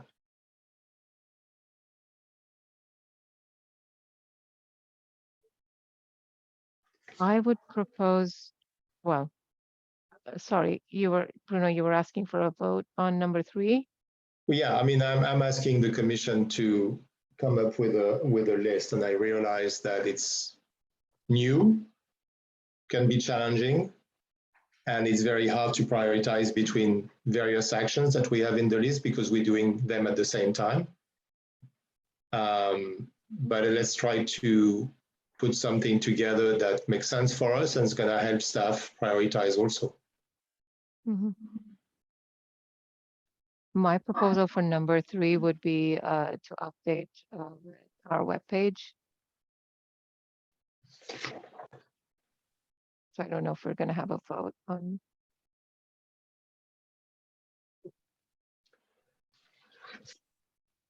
Or how we do this. This is under informational items also. So no vote. No, I know, I'm not saying that we vote. I'm just saying that we have to agree. So if we have disagreement, then we have a discussion. I'm not proposing a formal vote on anything. So I think the environmental webpage, I think it's just a question of gathering the information, right? Carl, and you were working with staff on that? And we've made some updates, but I think what Regina is getting at is that we have a lot more that we would like to do. So I do think it should be a top 5 priority. And we haven't gotten to updates yet, but you know, knowing what I know about the EV fair, I would not put that in the top 5, but as we said, I'm assigned to it. So obviously it is not a bottom one either.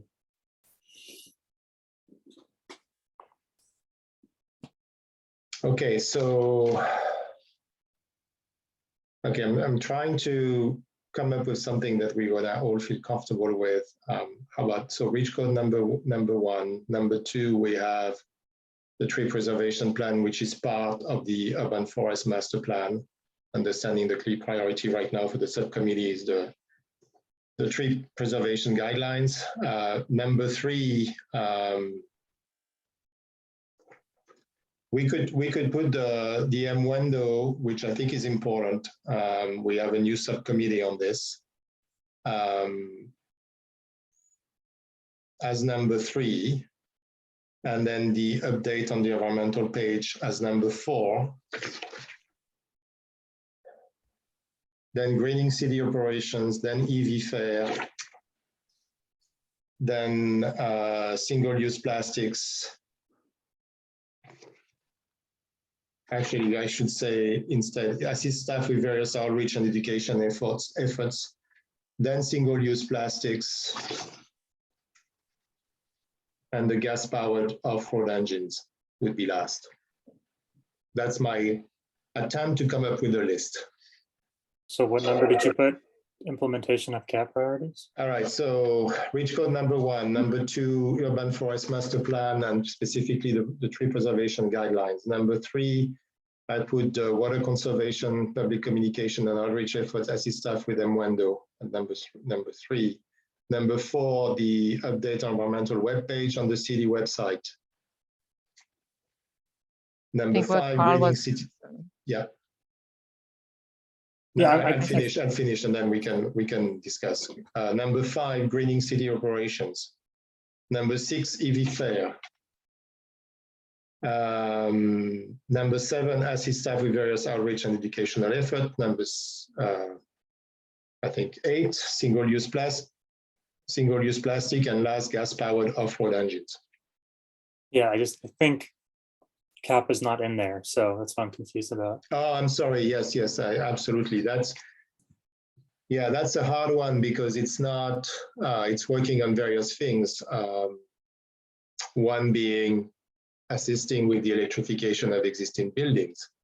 One being putting together, working with staff on a plan to electrify the fleet. So yes, it's. So I think greening city operation is done in collaboration with the implementation, the CAP implementation subcommittee right now. So then could it just go above or below that one then? Could be, they could be together. They could be number 3 together. Sounds good to me.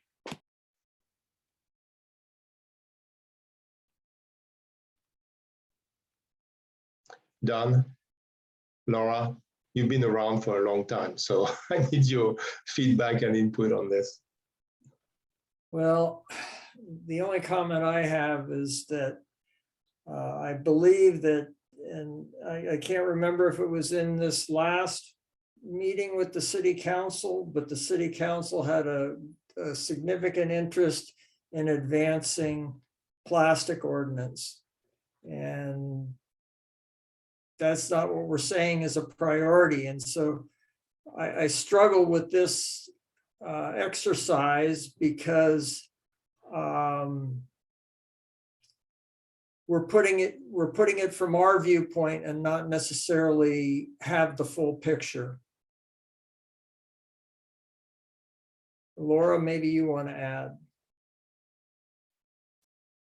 I think the prioritization you have, Bruno, is roughly right. I don't think it's going to be perfect, and it will change as as time goes. So I think if we try and architect it exactly, we're not going to get there. It's going to depend on external factors. It depends on who's on each subcommittee, the bandwidth. If we're putting 3 subcommittees that one person's on at the top of the priority, that may be very difficult for that person to participate in all 3 at the same time. So, I think it's roughly right. So, and I'm fine with that order of that degree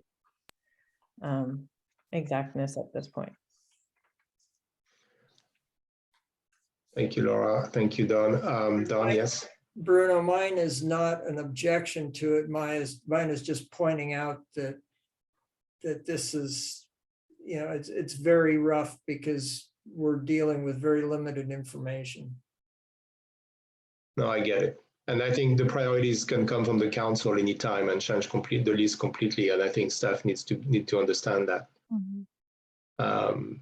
We at the end, we serve at the luxury of the council. So if the council says you have to work on single-use plastics next month, we're going to have to work on single-use plastics, even though we don't believe we have the bandwidth to do it now without the right people in place at the staff level.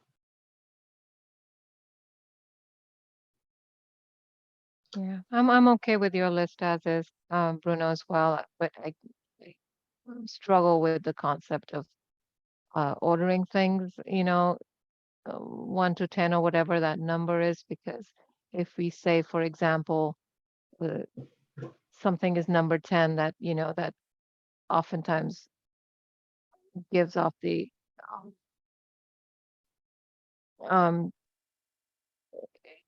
almost implies that it's not important at all.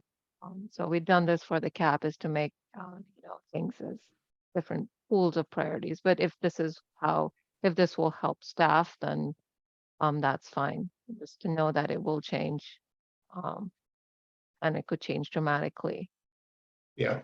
And it's just a matter of what we're working on, at this moment in time. Okay, so if in general we are reasonably comfortable with the list and the priorities, let's do it this way. understanding, and I want to make sure staff understand that the list priority can change. And there are factors that we don't necessarily fully control that can change the priorities.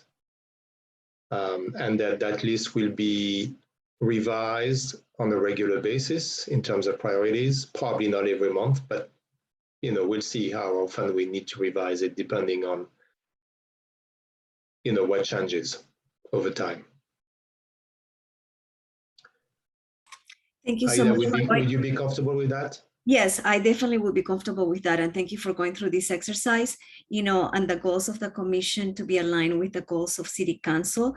Just asking, the priorities so we can, support you and for you to be successful, within the realistic parameters of the resources. So thank you so much. Thank you, Aida. So before we close the discussion around the work plan, I would like to ask the various commissioners on the various subcommittees to give us any updates on any of the actions listed in that work plan. Oh. So I'm going to start with the CAP implementation subcommittee. As I mentioned earlier in the meeting today, we'll have presentation in September and October. We've been thinking about how to electrify the existing buildings. There are other things that we will be discussing over the next few weeks, but that's pretty much where we are with that. As I mentioned also, right now we've had discussions informally, not formally as a subcommittee, but informally between different members of the subcommittee about how can we help to green city operations. That includes the buildings and also the fleet. We're already almost in 2023 in the CAP. The fleet was supposed to be fully electrified by 2030. Cars are usually on the road for 8 to 10 years. That's the average I've heard, or at least some of them. So that's another priority of the subcommittee that we'll be discussing and reviewing, trying to put together with staff a plan for electrifying the fleet, which includes infrastructure for loading the fleet and so on. That's going to be my update on the subcommittee implementation. Rich codes, we've had the discussions today. Greening city operations, I think I've touched upon that. The gas-powered off-road engines, we've had discussions today. There is no subcommittee right now, and there is no plan to put a subcommittee together. EV Fair, Carl, do you want to give us an update? Where do you stand with this? Yeah, the Greentown team met last week about this, and feeling strongly that the soonest that they would comfortably have it is next year, early in March, springtime, based on where they are with discussions of who they could bring, as well as businesses that they want to get sign off on for potential locations. So that is the big takeaway for you. And they have some other budget sources, but there's a decent chance that they are going to want additional funds from the city to support this. So something to keep in mind, and I'll have updates on that as they come up with proposals for what that funding might be supporting with the fair. Thank you, Carl. Urban forest management. Carl, since you're doing such a great job, do you want to just take this one on as well? No, I'm not part of the subcommittee. I can't. I don't know what you guys are doing. No, I'm talking to Carl. Sure. Sorry. Yeah, a couple things. So last week, I think it was early last week, we met with Steve Golden, interim planning service manager, and Ron Reynoso from maintenance supervisor parks, to talk about tree ordinances, tree care, as well as exploring Tree City USA certification. So we touched on all of those, as well as updating the street tree list. We got, I think, recognition from both of them that the street tree list needed updating. So we're going through the process of exploring that and taking Greentown's recommendations and hopefully we'll have enough input to make an updated document on that in the future. Rashina, is there anything else you wanted to add from that meeting? Otherwise, I can touch on the other thing that we did. We also discussed in some detail our current tree protection ordinance and how many trees are removed and all that stuff, kind of towards the goal of updating proposals for how to protect the trees we currently have. And then the other thing that we're in the process of doing is exploring tools for getting the data that we need to get sign off on really moving the urban forest master plan forward and collecting information about tree canopy cover and better goals and exploring inventory tools. And so we're in those stages of getting that plan going. Thank you. So can we add in the far right column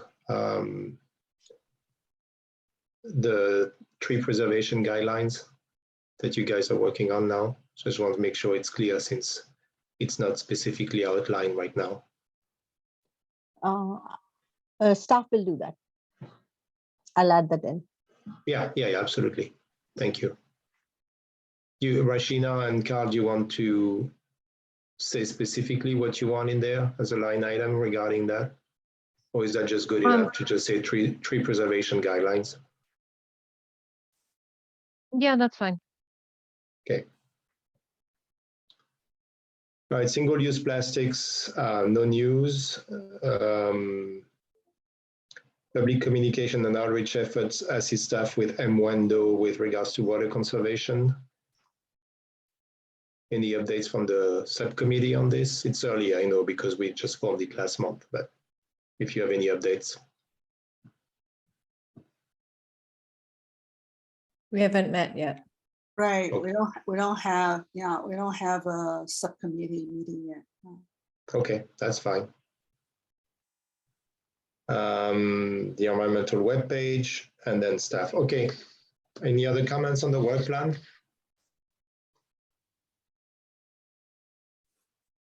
All right, thank you very much. I'd like to, before we close the meeting, I'd like to go through the attendance for the next council meetings.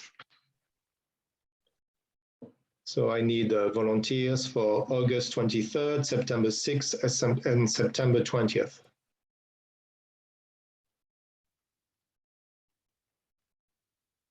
I can take September 6th. Tom. Thank you, Tom.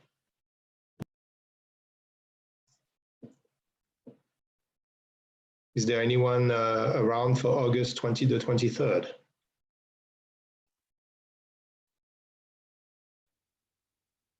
Okay, well, I'll take it then. I'll put my name down, Ranu, please.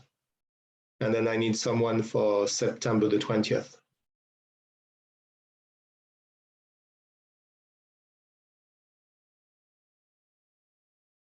I think everybody's sleeping already. I'll take it. Thank you, Carl. All right, thank you very much. And then we'll do October and November next month. All right. I think this closes the meeting. It was a very long meeting. I'm sorry about that, but I think we had very long discussions. I'm sorry. You take the cake for the chair holding the longest meetings. Oh, okay, yeah, that's right. So I was muted. I don't know if I was muted through the list of council meetings, but We heard you.